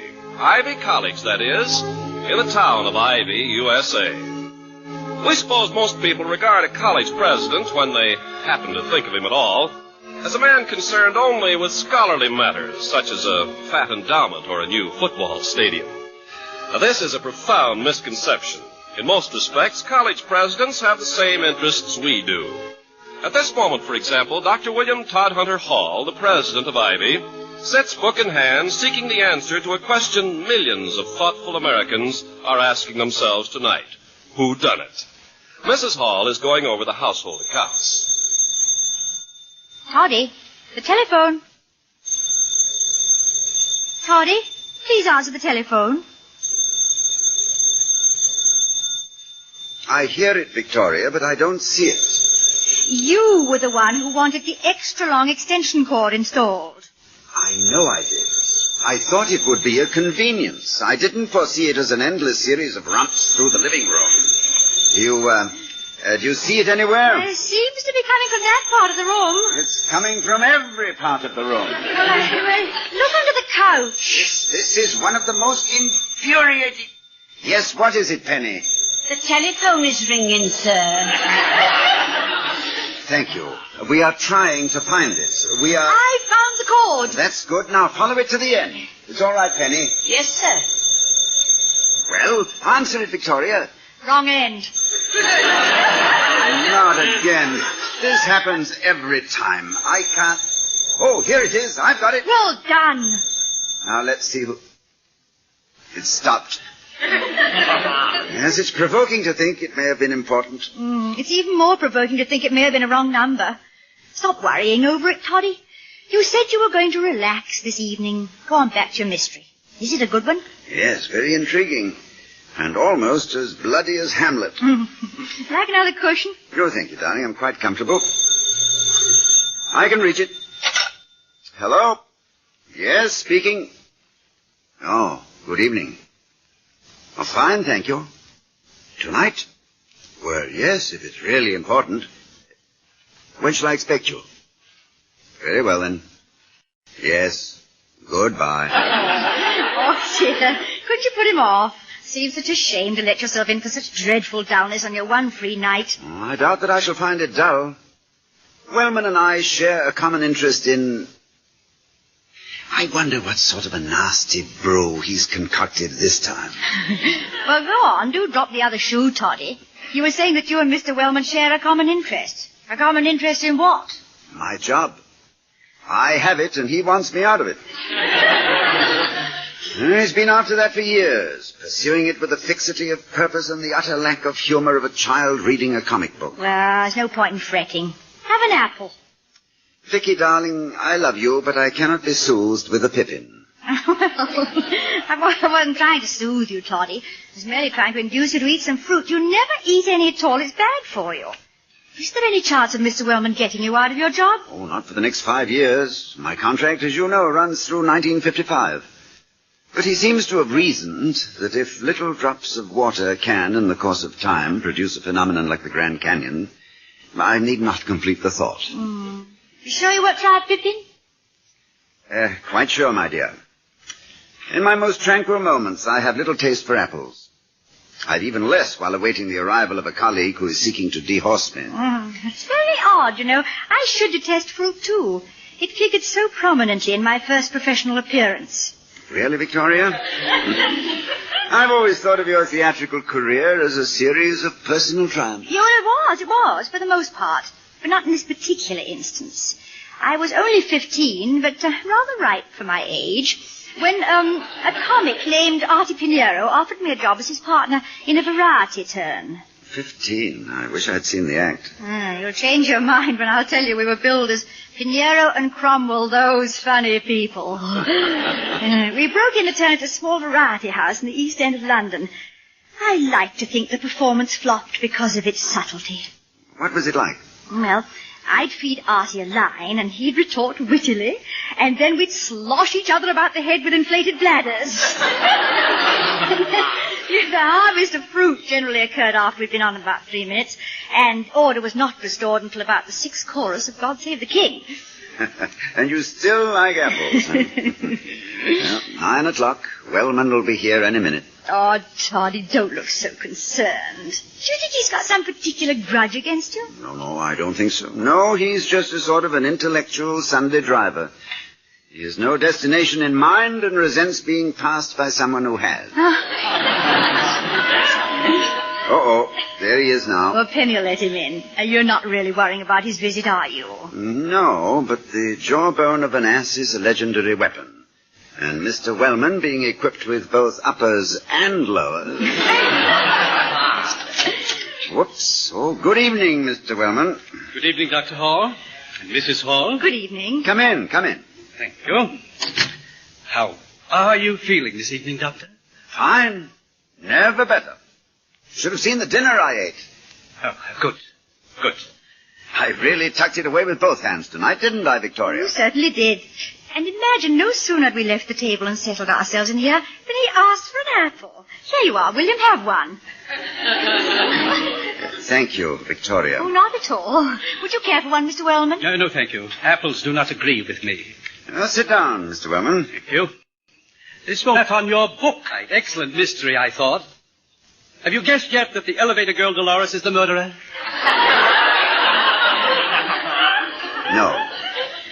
No, I haven't. I imagine I will very soon, though. Is there anything else you wish to see me about? Yes. I have here a copy of today's edition of the students' newspaper, the Ivy Bulletin. I want to resemble the peace of God in that they are beyond human comprehension. Never has so much pap. What? Familiar with it? Naturally. Everyone knows that prosperous industrialists spend most of their time devouring student publications. It was an irregular meeting, Doctor. I trust it does not upset you. Oh, not in the least. Victoria, may I have another apple? Of course, here. Thank you. I assumed the board would be familiar with the editorial because of my own interest in the bulletin. I was its editor while a member of the class of 1907. Imagine my horror when I realized they had heard nothing about this editorial and never would have, had I not brought it to their attention. You must have felt dreadful. I immediately tried to undo the damage I had so innocently caused. I told them I felt certain there was some explanation for an editorial which discussed me and the other members of the board in terms one would not apply even to a mongrel dog. And that failed to calm them? My efforts to pour oil upon the troubled waters merely incensed them the more. Incredible. They instructed me to go to the root of the matter and to announce to you that they would press for Buckley's expulsion. His immediate expulsion. Even to consider it. Thing entirely between you and the members of the board, of which I merely happen to be the chairman. Good heavens, look at the time. I didn't intend to stay this long. I must have bored you to death with my dull, sharp talk, Mrs. Hall. Oh, not at all. Your visit was very stimulating. Gave me all sorts of ideas. Very kind of you to say so. Good night, Doctor. Don't bother to see me to the door. Good night. I want you to know I'm fully aware of how you've gone out of your way in this matter of the editorial. Oh, no, don't mention it. I always like to do whatever I can. Yes, that's what I mean. Good night. Is it as bad as it sounds, darling? No, I'm afraid it'll require more than 6 choruses of God Save the King to save this act, Victoria. I must see young Buckley at once to determine exactly what prompted his outburst. I'll have Grogan locate him. I'll call him now. And... Oh, no. What is it, Toddy? It's gone. That leaping telephone has slipped its leash and run to cover again. Come on, Vicky. You take that side of the room and I'll take this side. Between us, we should be able to run it down by midnight.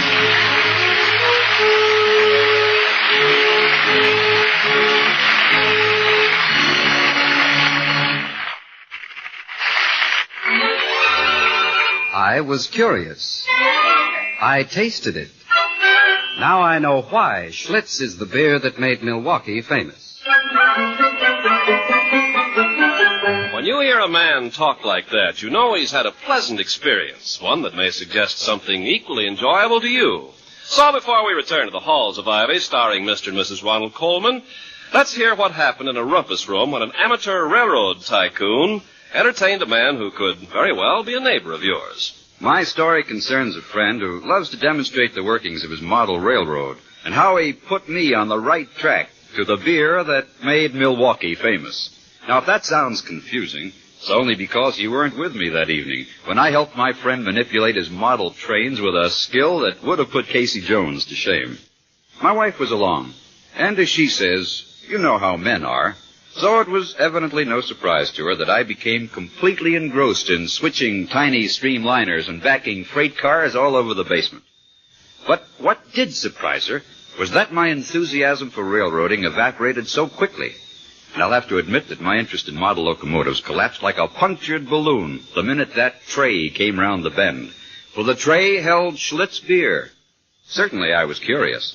But certainly my friend, who is so exacting about details in his hobby, would be equally concerned with the fine points of any beer he served. So while everyone else was helping get the trains back into the roundhouse, I was savoring that first taste of Schlitz. Maybe my wife is right. Maybe I wasn't minding my manners. But I've been minding them ever since. For now, when we have callers, I'm a perfect host. I serve Schlitz. And I've never forgotten that I have my friend to thank for putting me on the right track to the beer that, to coin a phrase, established the reputation of a certain city in Wisconsin. What I mean is, no wonder they call Schlitz the beer that made Milwaukee famous.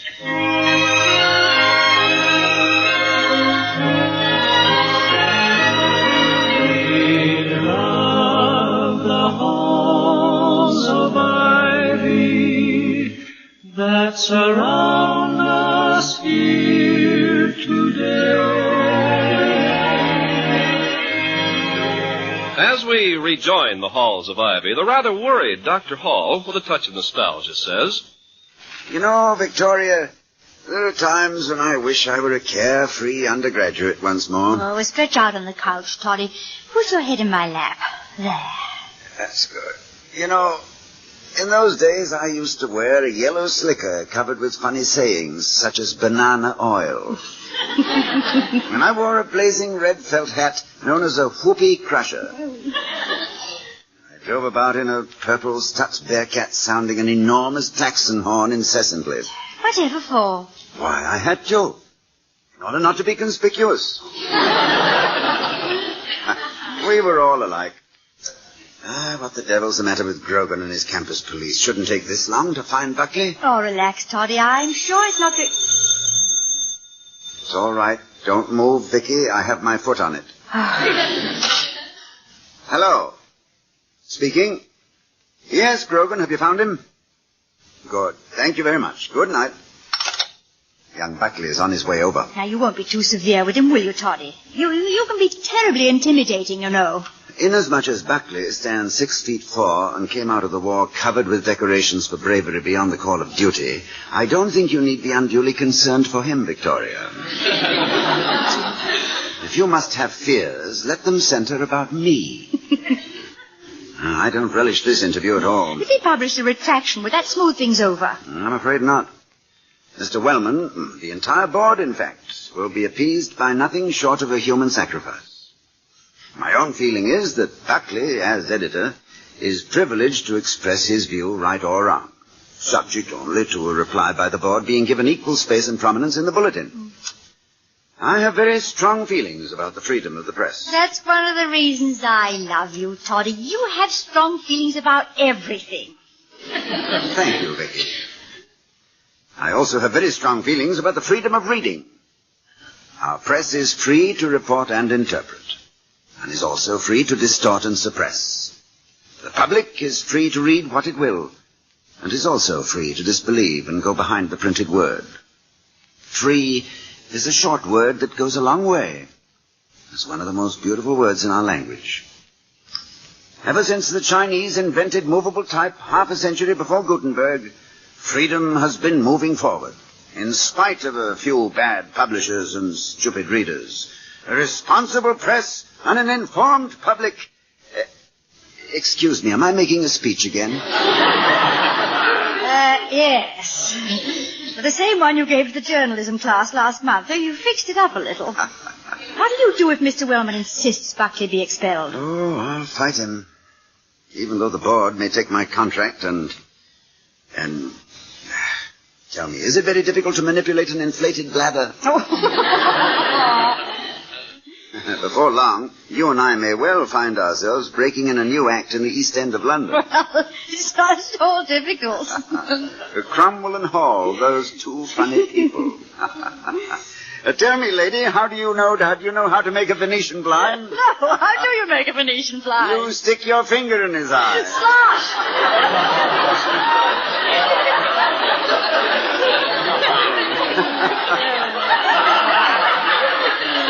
Oh, dear, I hope your London audience has mellowed by now. Yes. Tell me, Dr. Hall, when did you first begin to suspect that you had an aptitude for the theatre?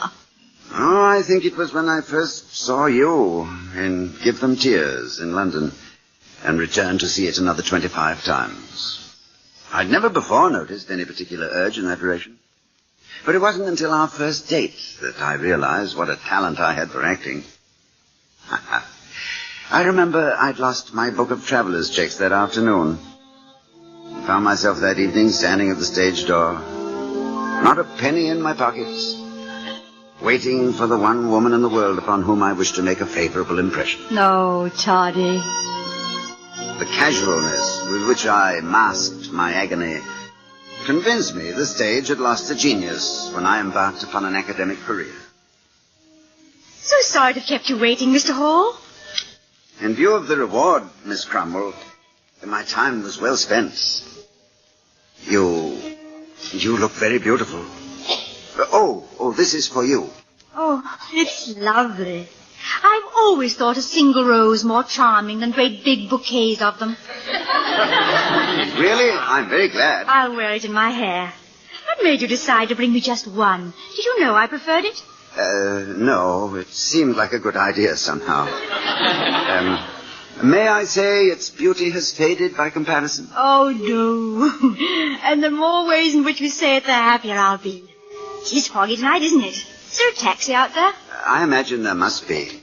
I'm absolutely starved. I never eat before a performance, and I'm always ravenous at the final curtain.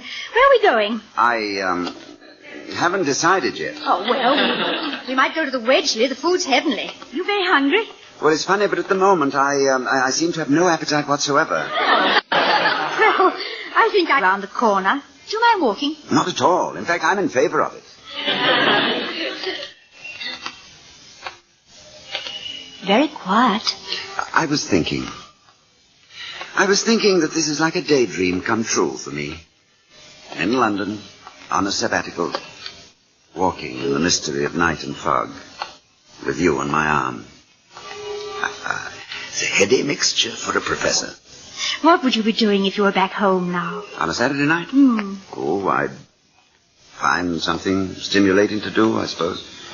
Drive through the countryside, or a concert, or a squash game at the club. Really? On a Saturday night, huh? Oh, I know that doesn't sound like much when I tell it, but when you're living it, yes? Then it's even worse. Oh. But I remember an evening like this for the rest of my life. The way it's gone these past few minutes, that is. I think I'd best tell you now that I can't take you to the Wedgley, nor any place else, because I haven't any money. What?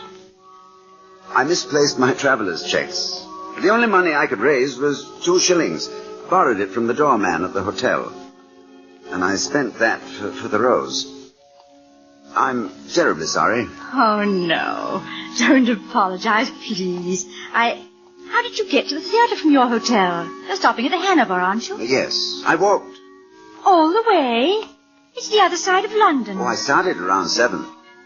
Shall I take you back to the theater? No. Professor Hall, may I say that never in my life has anyone walked a dozen miles to see me, and I'm very moved. Then I'm glad I ran part of the way. Oh. Do you think you could walk another 2 miles? Of course. Why? Well, my flat's only 2 miles away. There's a perfectly delicious steak waiting, and I happen to be the best cook in the world. Oh, thank you. Thank you. Why, not at all, sir. You've lifted a mountain from my heart. Do you mean you want to see him or don't you? I thought you'd be angry. Why should I be angry? Toddy, Penny wants to know whether or not to show young Buckley in. Buckley? Who's Buckley? Oh, Buckley! Yes, of course. Yes. Oh, yes. Yes. Show him in. Vicky, darling, will you entertain him while I put on a coat? Certain formalities required, and a dressing gown. Oh, yes, of course, of course. I'll be down immediately. Mrs. Hall? Yes. Good evening. Mr. Buckley? Yes, Jared Buckley, Corporal, United States Army. Retired. How do you do? Won't you sit down? Thank you. You've never been here before, have you? No, ma'am. This is my first visit to the powerhouse.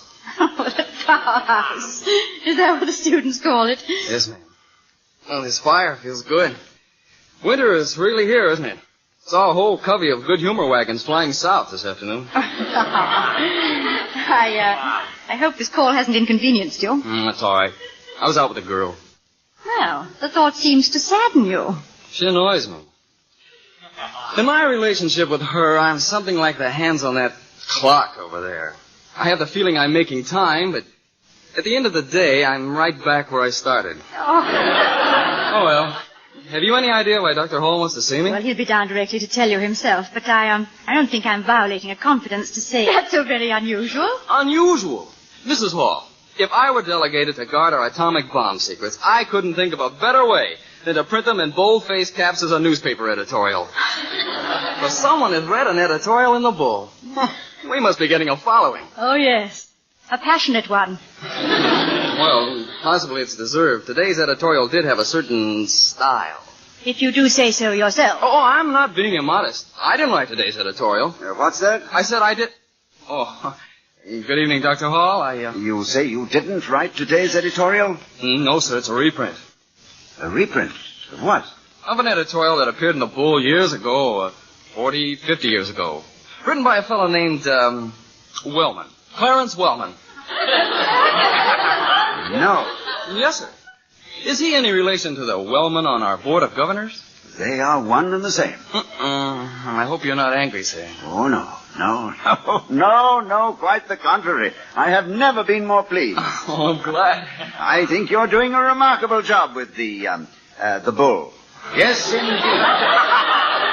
Yes, sir, you'd be surprised at the comments I've heard. Oh, thank you very much. Well, that's all I wanted to say to you. Thank you for coming so promptly. Yes, but what... Well, I mean, I don't understand. Why did... Oh, well, good night, Mrs. Hall. Good night. Good night, sir. Good night, and thanks again. Don't mention it. Good night. It's good to see you laughing again, Toddy. Oh, it feels good too, my darling. Now, will you sit quite still while I make a very pleasant phone call? If you don't mind my snooping. I have neither the mind nor the will to stop you. Come closer. Who are you calling? You'll see. Hello, Mr. Wellman. Yes? This is Dr. Hall. Doctor? I am pursuing this editorial investigation with all possible speed. Promptness is most commendable. Thank you. You consider the editorial most destructive, don't you, Mr. Wellman? More than that.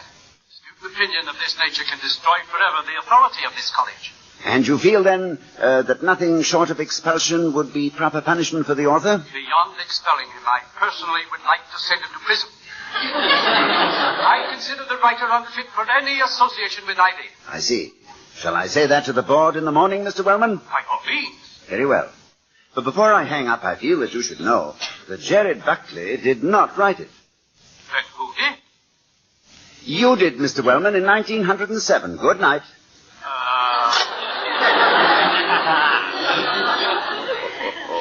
Oh, I feel so good. Vicky, What? would you like to play a game I just thought of? A game? What game, Toddy? I'm going to blindfold you, hide the telephone, then go down to the drugstore and call you up.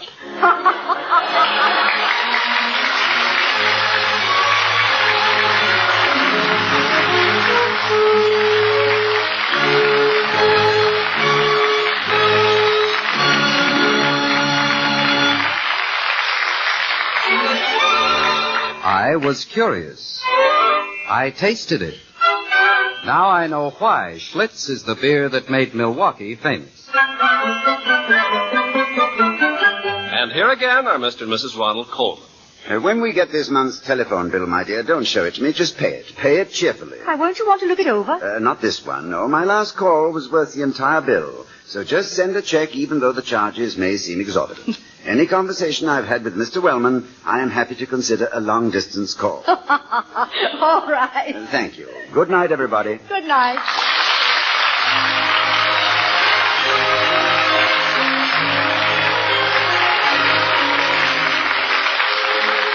We'll be seeing you next week at this time at the Halls of Ivy, starring Mr. and Mrs. Ronald Coleman. The other players were Herbert Butterfield, Roland Morris, and Gloria Gordon. Tonight's script was written by Walter Brown Newman. The music was composed and conducted by Henry Russell. The Halls of Ivy was created by Don Quinn, directed by Nat Wolf, and presented by the Joseph Schlitz Brewing Company of Milwaukee, Wisconsin. Ken Carpenter speaking. We had a couple of hiccups in that half hour, but I think you get the general drift. Sometimes blowhards are their own worst enemy. January 13th, 1950, 74 years ago, the Halls of Ivy here on Classic Radio Theater with Wyatt Cox. Somebody wake up Jimmy in Boston because it's time for his favorite lady, My Friend Irma on Classic Radio Theater.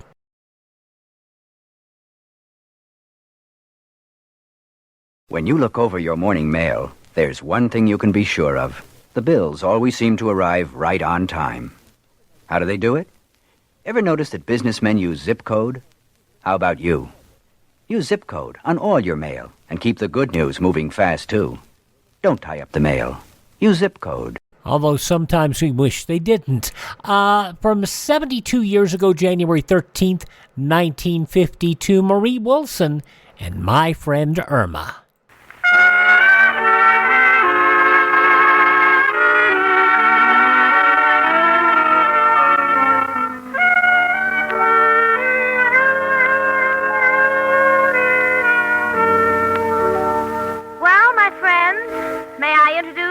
Peterson, the girl who thinks Paris green is a French golf course. No kidding, the other day Irma was baking a loaf of bread and she dropped a whole box of ends into the batter. So I said, Irma, what's the idea? And Irma said, well, Jane, I always like the hard crust of the bread, and this way I'll have a loaf with 36 ends. As usual, Irma is mixed up. Everybody knows ends don't loaf on the job. They go right to work. Yes, N's chlorophyll tablets stop triple O. Stop odors of body, stop odors of breath, stop odor of fence. Stop all three, all at the same time. Keep you fresh as a daisy all day, all over. It's amazing, but one or two tiny N's tablets daily are all you need to stop triple O. And now N's, E-N-N-B-S, America's most popular chlorophyll tablets, are proud to present your favorite comedy show created by Cy Howard and starring Marie Wilson as Irma and Kathy Lewis as Jane in My Friend Irma.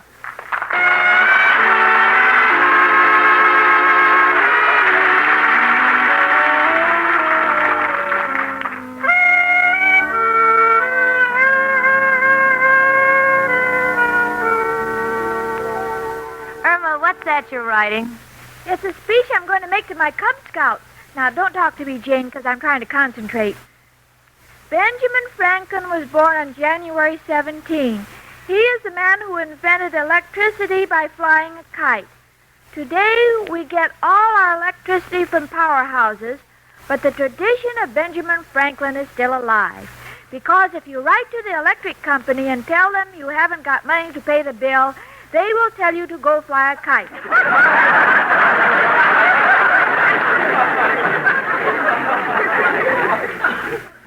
Irma, that's enough. Mama's getting a headache. No, Jane, now this is very important. To whom? My Cub Scouts. Oh. You know, I'm den mother, and every month I take the boys to the museum and talk about some famous Americans. Oh, I didn't know that. Well, it wouldn't hurt you to come with us sometime.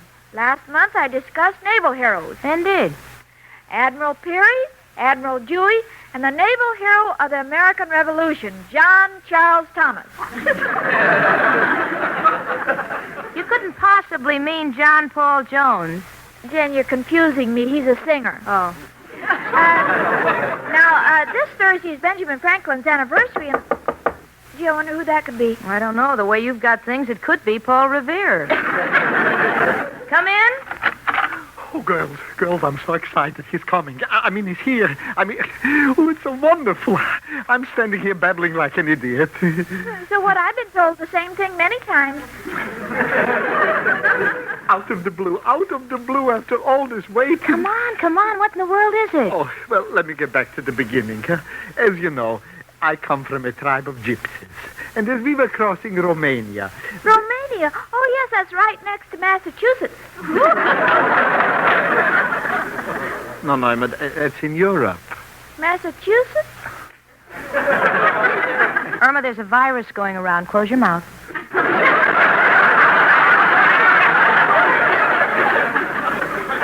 That's a good girl now. Go ahead, Professor. Well, now, in this tribe of gypsies, there was a man, a fine man, a brave man. In fact, he once saved my life.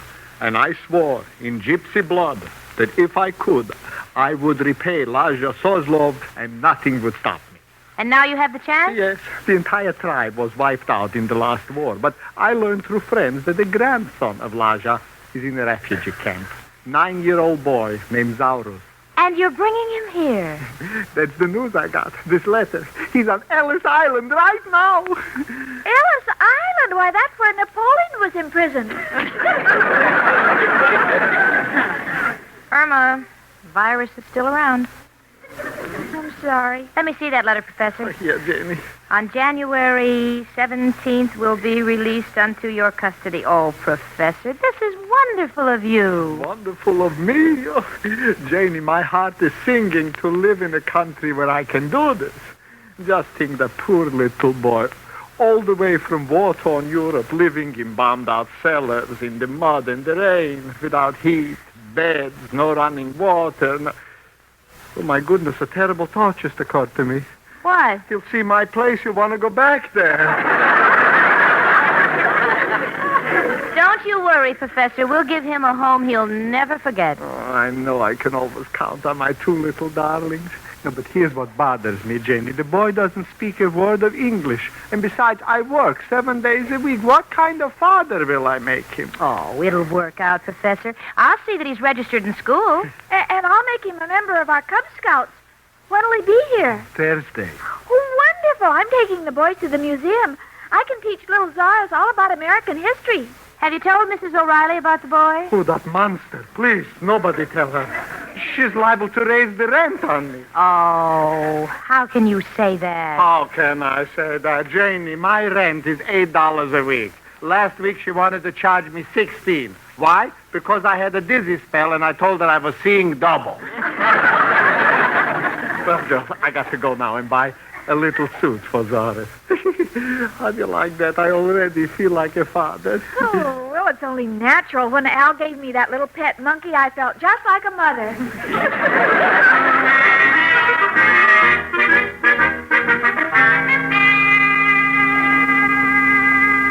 Now, Cub Scouts, today we're going to the museum. Have you given all the boys their instructions? Yes, Madam Den Mother. I'll get it. Well, here he is, girls. Oh, he's so cute. Zaurus, Pezzy Fidish, Jane Stacy. Chubby. She says she's very glad to know you. Ah. And Zaurus, Pezzy Fidish, Elmer Peterson. Unja hazish pizza chupunya. Well, what did he say? He said if the Tower of Pisa had legs like yours, it wouldn't lean so much.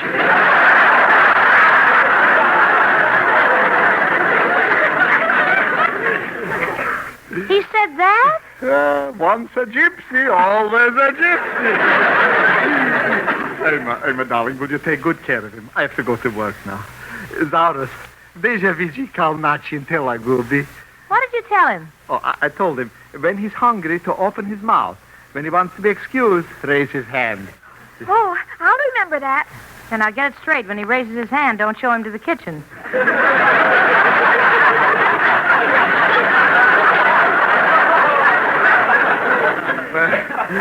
Unja, Zaurus. Unja, Papa. And now, children, let's get ready to go to the museum. Oh, then, Mother. Yes, Jimmy? I told my daddy all the things you taught us on our last trip. Oh, really? Well, what did he say? He said before we start out, I should smell your breath. He's just kidding. Besides, I use ends. And now, if you'll take Zaurus' hand and come in. Where is he? Where is that moth-eaten derelict? Mrs. O'Reilly, what's wrong? He's leaving me those insulting poems again. Listen to this. To Mrs. O'Reilly, your hair is as red as a ball of fire, and your figure is lovely, of course. I can get you a job as a gas station model to pose for the sign of the Flying Red Horse.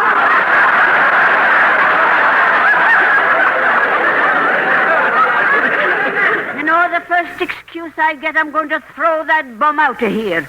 Oh, who's this little fella? Oh, he's the professor. Irma, Mrs. O'Reilly, he's just one of the Cub Scouts. Oh, indeed. Hello, little boy. What's your name? He doesn't speak English. Why not? He's an Indian Scout. Oh. Well, I'm going to find that professor and tell him off if it's the last thing I do. See you later, girls. Oh, now this is just great. Irma, you better get these kids down to the museum. I'm going to go over to the tea room and warn the professor. If she finds out about the boy, she'll throw them both out. All right. Come on, Cubs. Oh, dear. What's the matter? Zaurus is pointing to his mouth. I guess he wants to be excused.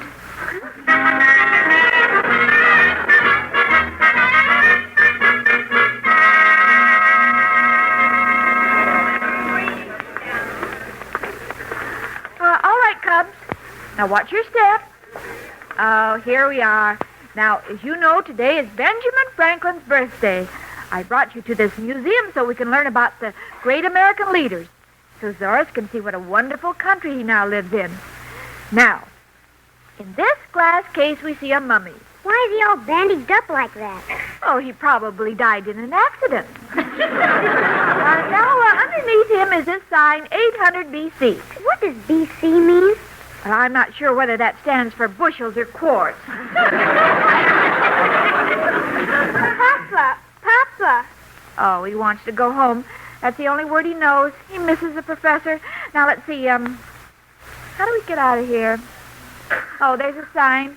To the INCINERATOR.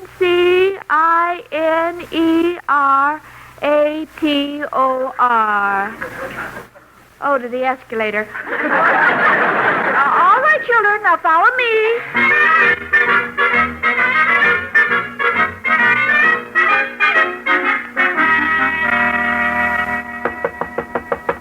You don't have to knock on my door.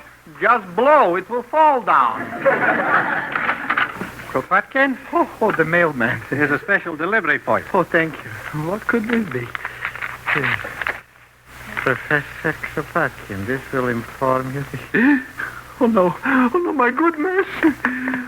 Oh, where is she?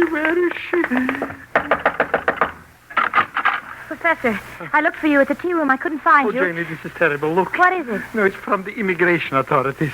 They are coming in 1 hour to check to see what kind of home life Zaurus has. Well, so what? Well, you know they never let you keep a child unless you can show that he's been given a normal, good home. And I'm afraid they'll take Zaurus away from me. Oh, don't let them do it, Janie. Don't let them do it. Professor, why would they do that? Well, I was so eager to get Zaurus. I told the immigration people, I told them something that wasn't the truth. Well, after all, what's a pretty little white lie? Well, this one isn't pretty and it isn't little. It's big and horrible. What do you mean? I just remembered. I told them I was married to Mrs. O'Reilly.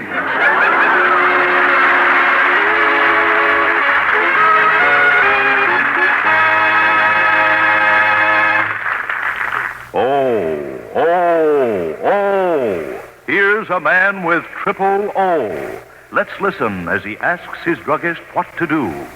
Can you give me really effective protection against triple O? Odors of breath, odors of body, and odor of fence? I've never found any old-fashioned deodorant that could take care of all three. Yes, N's chlorophyll tablets stop all three at the same time. Stop triple O. It's the new, safe, and pleasant way to stay fresh as a daisy all over, all day long. But how about these cheaper chewing gum or candy products? They contain chlorophyll, too. But look at any of them. Nowhere does the label state how much chlorophyll it contains. Why, you're right. Now, look at the N's label. It states very clearly that N's contain 100 milligrams of Daritol chlorophyll, a fully effective dose. That's why only 1 or 2 tiny N's tablets a day stop triple O. Stop all three odor offenses all day long. But don't expect such long-lasting results from cheaper chewing gum or candy substitutes that contain so little chlorophyll. N's are so effective because they start acting instantly inside the body where odors begin. So for pennies a day, you get N's longer-lasting protection. They're pleasant-tasting, safe, too. Safe as any garden vegetable. Get ENNDS, N's chlorophyll tablets, and be sure you stop triple O. Trial size only 49 cents at drug counters everywhere. Larger sizes even more economical. And now, back to My Friend Irma.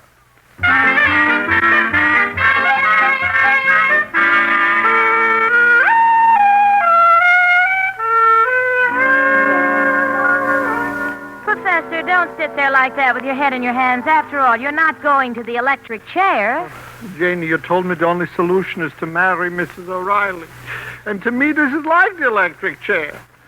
Either one could shock a man to death. Yeah, but you got into this situation yourself. Why did you tell the immigration authorities you were married to her? So I could get the boy. Who would figure they would check out? Janie, they'll be here in an hour. Think fast. Oh, Jane? Back already? Yes, I dropped off the other children. Oh, Professor, here's your little boy. Papa. Sorry. Professor, why are you crying?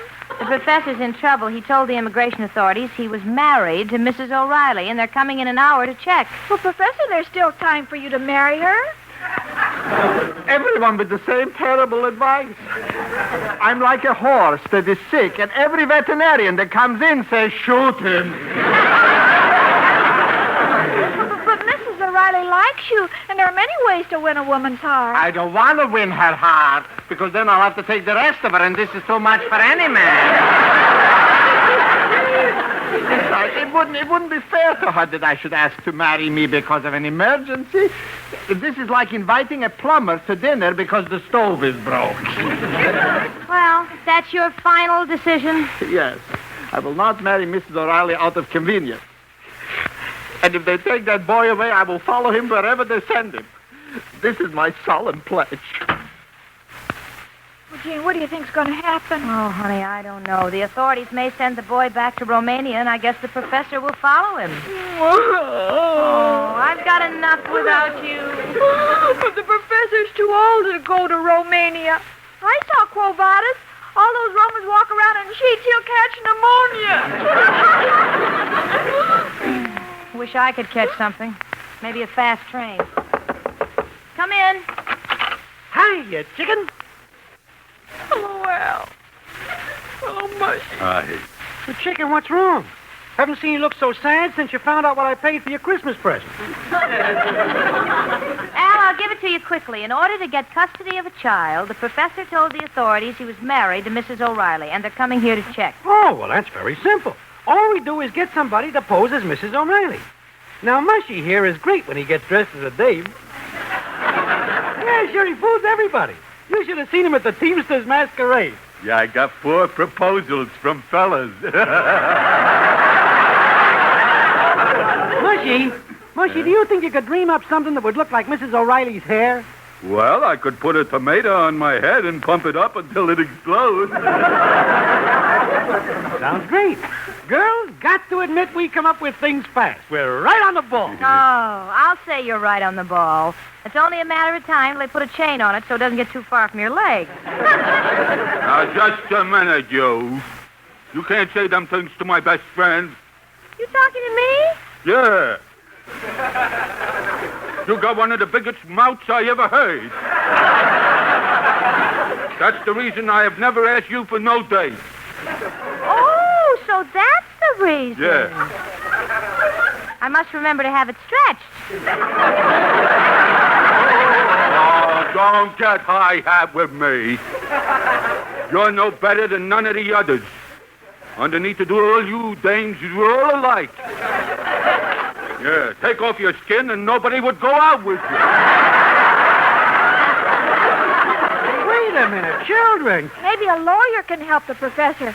I want to see my boss, Mr. Clyde. Irma, if you insist on meddling, may I suggest you employ discretion, tact, and astuteness? No, I hate these law firms with big names. I'm going to use Mr. Clyde.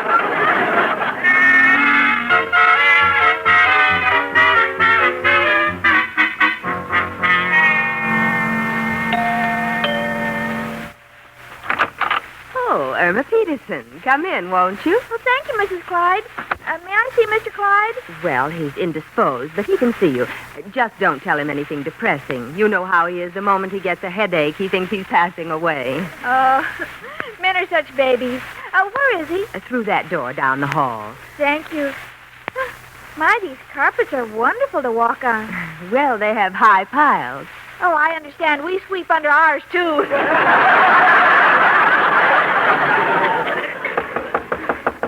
Come in. Oh, Mr. Clyde, you're in bed. What's wrong? I don't feel well. They tell me it's a mild case of glopitis. Oh, is that what you have? Well, it's nothing to worry about. Just stay awake. Stay awake. All the people I know who had it died in their sleep.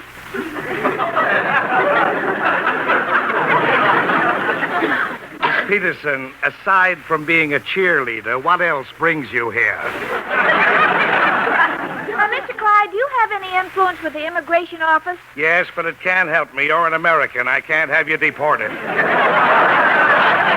it's not about me. You see, the professor adopted a little boy, and he said he was married to Mrs. O'Reilly. Well, he perjured himself. There's nothing I can do about it. Well, aren't you even going to try? Well, there's nothing to be done. Now, will you please go? All right, if that's your last word, goodbye. If you don't mind, Miss Peterson, will you put down my hot water bottle? Oh, I'm sorry. I thought I came in with a red bag.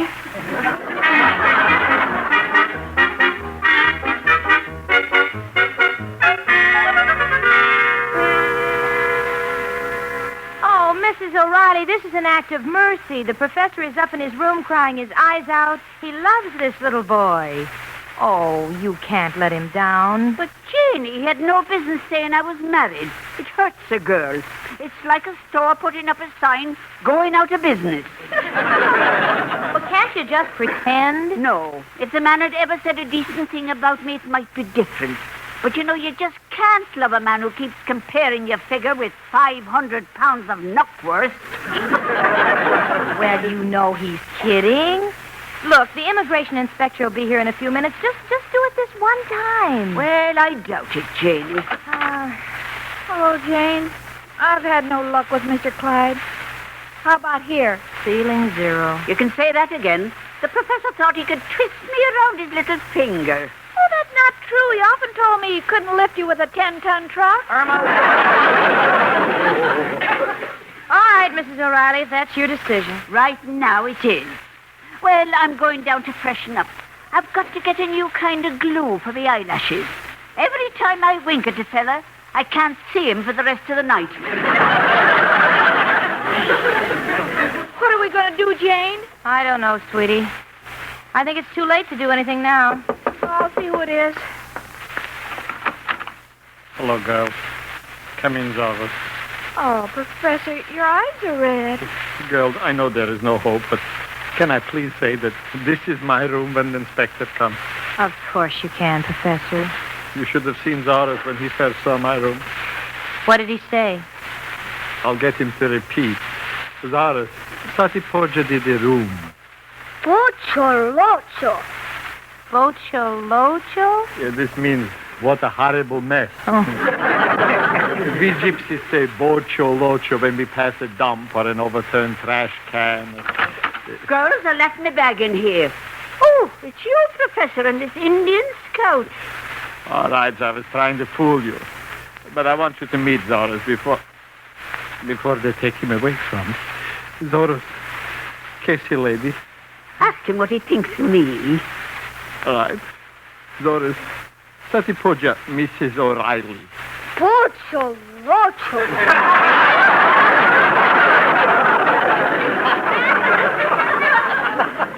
He says you have magnificent red hair and gorgeous figure. But the overturned ash can.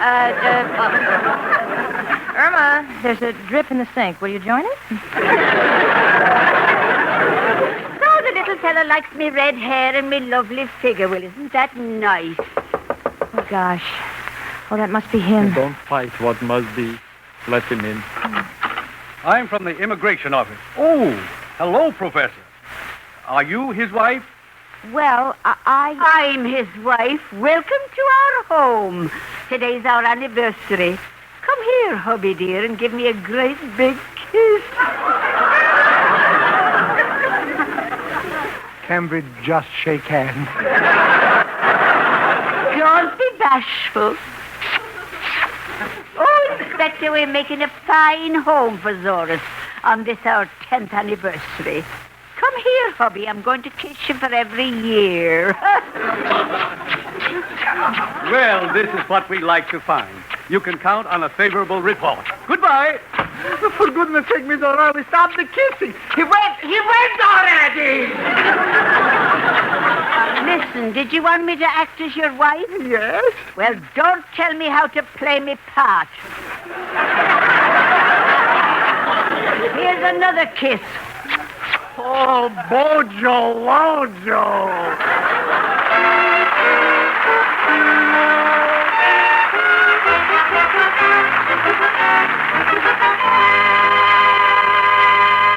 Irma and Jane will be back in a moment. But first, can't anything be done about triple O? Yes, here's amazing news about a scientific odor test. 8 out of 10 men and women stopped or definitely reduced triple O. Stopped odor of body. Stopped odor of breath. Stopped offending. Executives, secretaries, clerks, even factory workers at 110-degree heat took N's chlorophyll tablets. Results from hundreds and hundreds of examinations were astounding. Working inside the body where odors begin, N's actually prevented unpleasing odors from forming. Stopped triple O. Stopped all 3 odor offenses. Yes, there's scientific proof that N's really stop triple O. Keep you fresh as a daisy all over, all day long. You get more complete, more lasting protection against triple O than from any old-fashioned body deodorant, toothpaste, soap, mouthwash. And N's are so easy to use. Safe as any green vegetable. Pleasant tasting. N's contain 100 milligrams, a fully effective dose of Daritol chlorophyll. So beware of cheaper chewing gum or candy substitutes that contain so little chlorophyll or that fail to state their chlorophyll content on the label.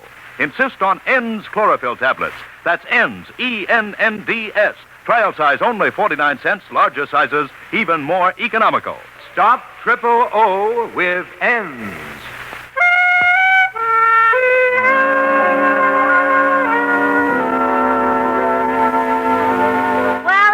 Fine. Little Zoris is in a private boarding school out of town, and there never was a happier man than the professor. We're all happy. I'm happy. Mrs. O'Reilly is happy.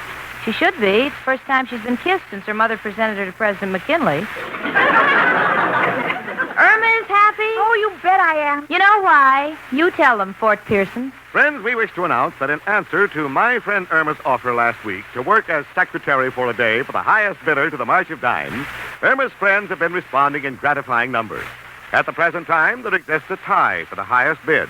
Mr. Harry H. Caswell of Springfield, Massachusetts, Mr. John C. Edgar of Los Angeles, California, and station WIBV of Belleville, Illinois, have each offered a bid of $1,000 for Irma's secretarial services. But folks, don't forget, my friend Irma's offer is still on. For the person who submits the highest bid to the current March of Dimes Anti-Polio Fund, your friend Irma, in the person of lovely Marie Wilson, will work as secretary for a day. That's right. My friend Irma, Marie Wilson, will fly to your hometown to work in your office as your secretary if you're the highest bidder to the March of Dimes. So send in your bid. Remember, that's only your bid. Do not send any money. But don't delay. Write or wire your bid to the March of Dimes to my friend Irma, CBS Radio, Hollywood, California, today. Perhaps you will have the opportunity to be Irma's boss for a day. And at the same time, you will be contributing to the fight against the dread disease of infantile paralysis.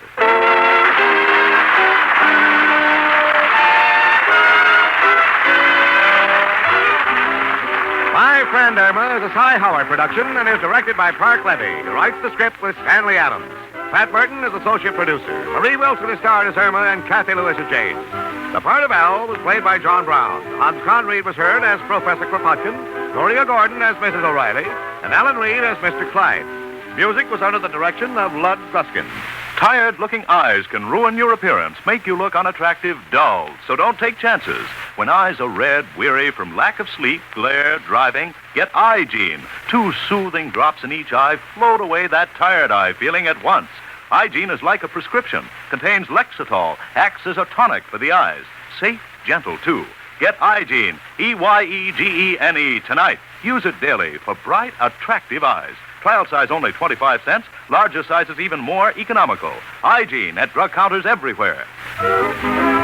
Be with us next Sunday at this time when N's, America's most popular chlorophyll tablets, again bring you My Friend Irma.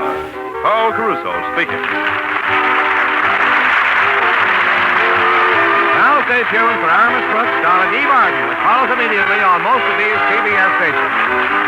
My Friend Irma was transcribed. This is the CBS Radio Network.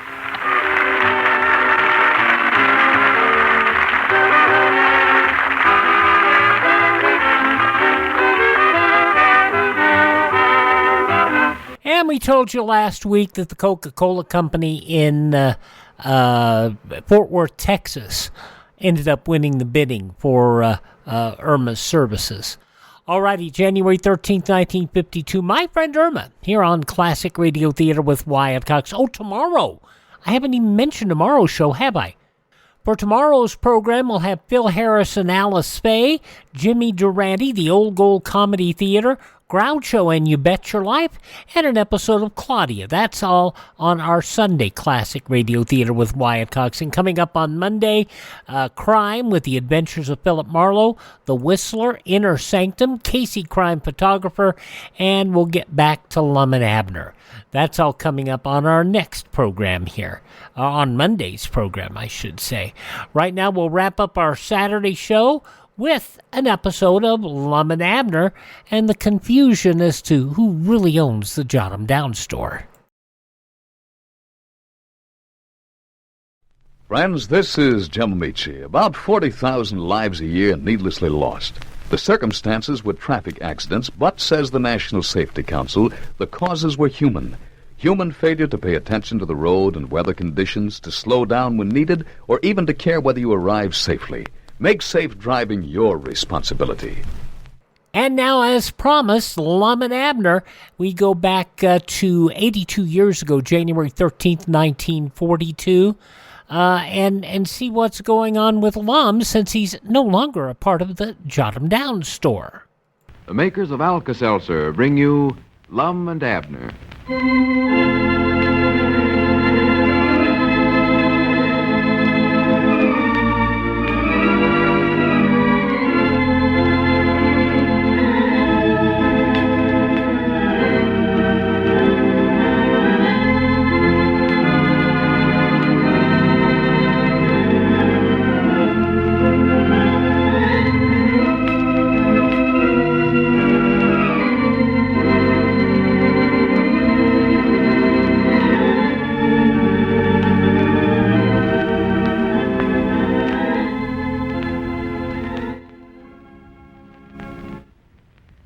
Say, folks, I didn't tell you, but the citizens of Pine Ridge held a good old-fashioned spelling bee one night last week, and the party almost broke up when Luke Spears came up with a new way to spell relief. Luke said that relief is spelled A-L-K-A-S-E-L-T-Z-E-R. Well, you know, folks, Alka-Seltzer does spell relief. It spells fast relief for many different common ailments. Now, take minor stomach upsets, for example, like acid indigestion, occasional distress after meals, and heartburn. When you take Alka-Seltzer for these and other similar common stomach disturbances, you'll feel better fast. Alka-Seltzer acts with such speed because it not only reduces excess gastric acidity, but it also helps relieve that full, uncomfortable feeling. No wonder, then, that Thousands upon thousands of folks the country over use and depend on Alka-Seltzer for relief in these annoying ailments. And we believe you'll agree with them once you've tried it.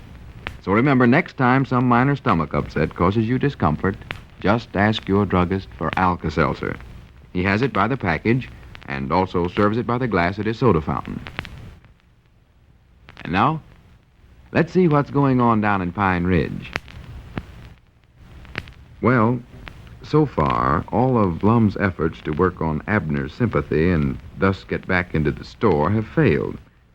Abner clings to the paper which Lum signed as a joke, giving Abner sole ownership of the store and bakery, and he's determined not to give it up until Lum has learned his lesson. As we look in on the little community today, we find Grandpappy Spears helping Abner in the Jot 'em Down store. Listen. Contains approx 1 pound and 3 old sun-ripened tomatoes packed in natural juices. Grandpap. Ready for serving. May be used in soups. Grandpap, please stop reading the labels on them cans. All I ask you to do is just help me stack this stuff up in the shelves. Awful interesting reading, though, Abner. Well, we never will get no work done that-a-way. Made from the pure juice of fresh, full apples, diluted with water. Grandpap, now stop reading and get to work there. Well, now, Abner ought to learn all I can about the merchandise if I'm going to help you around the store here. Well, I don't think I'm going to hire you after all, Grandpap. Doggies, you're worse than no help at all. I wished old Lum was back in the store. Well, why don't you get him back then? You've carried this thing fur enough, ain't you? He's learned his lesson by now, I reckon. No, sir, he ain't getting back in here yet. Not after that last trick he tried to pull, making out like he's going to the orphan's home, calling himself Little Orphan Lum. Yeah, I heard him say that. Well, I wouldn't have cared about that so much, but the very idea's getting Cedric to call up here and say he was a orphan's home calling for Lum. Doggies, that's just going too far. Well, that's right there. Shows how anxious old Lum is to get himself back into partnerships with you. Well, I don't believe it. No, sir. Not me. Has Lum been in today? No, I ain't saw him all day. Don't know where he's at. More likely he's out somewhere still trying to sell them pencils. Oh, he ain't actually trying to sell pencils. Fact is, I don't believe he wants nobody to buy 'em from him. That-a-way, why, he thinks I'll feel more sorrowful for him. Yeah, I don't know, Abner. He might be getting to where he's needing the money. Ah. Luke Spears said he come in the restaurant there last night and had an awful slim meal. Tried to make out like he weren't hungry, Luke said, and you know, Lum, he's always hungry. Yeah. Well, now, of course, if he's actually hungry, but wait a minute. What's the matter? There he comes. I don't want him to know we're talking about him. Well, he couldn't have heard us, Abner. Well, I know, but just act like we weren't even thinking about him. Oh, yeah, all right. Let's see, what'll I be thinking about? What are you going to be thinking about? I don't know. How about Groundhog's Day? That's always a good winter topic to be thinking about. Find out. Here he comes, Grandpa. Well, howdy, Lum. Hello, Lum. Proud to see you. Come on in. Gentlemen. Mr. Peabody, Edwards is my name. Huh? L. Edwards is the full name. Well, Lum, I know your name. I ought to after all these years. Mr. Peabody, I'd like to have a few moments of your valuable time. What are you reading that for? I am representing the Daniel W. Frisbee Publishing Company. Well, I ain't learned it by heart yet. Oh. Here is my card. Where? I don't see no card. Well, I ain't had time to get 'em printed yet. I'm just practicing. I got a button to wear, though. Look here. See it? Well, Special Agent Frisbee Publishing Company. Yeah, let me see it, Abner. Oh, what does that mean, Lum? That means I'm a special agent, of course. Oh. Yeah, that's nice, Lum. It's a big company, too. Chances for advancement and all that. Yes, huh? Just started working for 'em this morning, and I'm cleaning up already. Well, good for you, Lum. Yeah, I got all of Polk County, every bit of it. You mean you own the whole county now? Doggies, you are doing good. No, I don't exactly own it, but that's my exclusive territory. Oh. Nobody else but me can sell our magazine in Polk County. Magazine? Oh. What's wrong with that? Well, nothing, I don't reckon. Nothing. Well, listen here, Abner. Selling magazines is a good business. Now, there's lots of fellers who's made big fortunes doing that. They have, huh? Sure. Besides, I've always wanted to go to college. Go to college? Yeah, I can either work towards a free scholarship in some college or get a pony. Pony? Yeah, don't reckon I'd be much interested in a pony, though. Why, of course not. Bright as you couldn't ride no Shetland pony as big as you are, Lom. I bet you I could stay on him. Well, you might stay on him. You wouldn't have no trouble. Your feet would drag the ground. You'd have to tie your feet to the saddle horn. I can put on roller skates, can't I? Yeah, could, I reckon. Be something new, riding horseback and roller skating at the same time. Maybe you could get one of them little wicker carts, Lom. Have they got them? No, I'm just gonna ride on his back. Well, I don't care. Might be all right. If you ain't never tried it, don't knock it. No.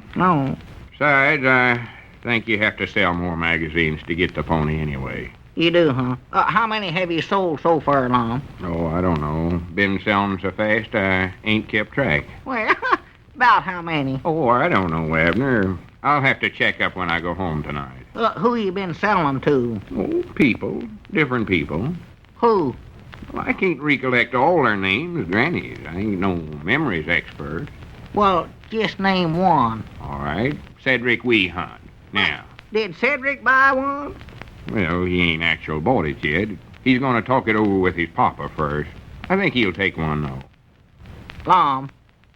Yeah. Be honest now. You ain't sold a single magazine, have you? Abner, this just ain't a reading town, I reckon. There ain't nobody that's interested in the Midwest Farm and Needlework Weekly. Farm and Needlework? Well, no wonder you ain't never sold one. I ain't never heard of that magazine. Neither's anybody else. They ain't even heard of it over Cherry Hill. That is, except one feller over there. Cherry Hill, was you clean over there? Yeah, I hitchhiked over there this morning. Run smack into a feller that was selling the Farm and Needlework Weekly, too. And he claimed Polk County was his exclusive territory. Well, I thought you said it was yours. Well, it was a mix-up of some kind, I don't know. But the thing that made me sort of get mad was the fact that he just paid $10 for Polk County. It cost me $15. 15? Doggies, you never paid nobody for this, did you? Here's my last $15, too, if you want to know. Well, you ought to get that back, Lom. Who'd you pay it to? I don't know. I never did get his name. Mr. Frisbee, though, I reckon. He come in the barber shop right early this morning. Said he was looking for a feller that wanted to make $1,000 a week, and I don't know. I guess I just sort of raised my hand, and before I noted, he had this special agent button on my coat and that $15 out of my pocketbook. Well, I do know. I still don't see how he done it. Granny, I wish I was as good a salesman as him. What, did you give you any of them Farm and Needlework magazines to sell? He gave me a copy of it to show around as a sort of a sample. It's a good enough little magazine. Here, I'll show it to you. Yeah. Oh. See there? Interesting. Sort of thin, ain't it? Well, covers the subject. Call it a weekly. It's a little weak, all right. Huh? See, here's an article on farming. That's for the fellers to read, and here's an article on needlework for the women folks. Well? And an ad. Ad? Just one in there? It's on the back here. Oh. Says, don't be a slave. Be your own boss and earn big money. Well. And that's what I ought to be, is my own boss. And earn big money. I like that, too. Well, it's a cinch you won't do it selling that Farm and Needlework Weekly long. I know that. No, I'm the type of fella that's got to be his own boss. I can see that. Yeah, huh? Yeah, I have a big office and a lot of secretaries working for me. Have telephones and big charts on the wall, maps and all such as that. Well, does it tell in that ad there how you can get to be your own boss? And maybe it does. Let's see here. Yeah, read it there. See Unlimited opportunity to ambitious young man. Pave your own way to success. Success, huh? Don't just dream about big homes, luxurious cars, swimming pools. Here is your chance to build up your own business and make those dreams come true. Well? And Abner, I believe I've hit on something here. Yeah, that sounds awful good. Ernest Hutchinson of Dubuque, Iowa, writes, I have tripled my earnings in 3 short weeks. Charles Brewer of Hastings, Nebraska writes. Who's Charles Brewer? I don't know. Some fellow that's taken up this work, I reckon. Says here he's boosted his income 60%. 60%? That's what it says. I never heard of Charles Brewer. That shows you right there what a big thing this is. Here's a feller nobody ever heard of boosting his income 60%. For the land's sakes. Think what a feller that's knowed as good as I am can do. Why, sure. Friends, I ain't going to look no further. This is the business for me right here. well, how do you get into it, Lon? Maybe I'll go in it with you. Does it tell there? Yeah, let's see. Yeah, here it is. For complete details, fill out the coupon below, and we will send out a representative to set you up in business as a... Oh. What's the matter? Nothing. Well, finish it. I ain't gonna do it. Set you up in business as a what? A exclusive special agent to sell the Midwest Farm and Needlework Wheat. You know, folks, you don't have to read the newspaper headlines to learn that food prices are going up. You know that your food dollar isn't buying as much as it used to. Well, now you may have to change the family meals a little to fit the family pocketbook, but be wise, and whatever you do, don't skimp on the family vitamins. Fortify your meals, and at the same time, go easy on your budget. Take 1-a-day brand vitamin A and D tablets and give them to every member of your family. 1 tablet a day is all you need, and 1 tablet a day is all you take. You'll find that a package of 1-a-day tablets is one of the best economy investments you home budgeteers can make. For each tablet is rich in the same vitamins that have made cod liver oil such an important part of our nation's health program. So rich, in fact, that each tablet more than meets your minimum daily A and D requirements. Just think of it, folks. All those vitamins in 1 easy-to-take tablet with no fishy, oily taste and no aftertaste. So get a package of 1-a-day brand vitamin A and D tablets from your druggist right away. Look for that big 1 on the package. And say, you better get yourself a package of Alka-Seltzer tablets, too.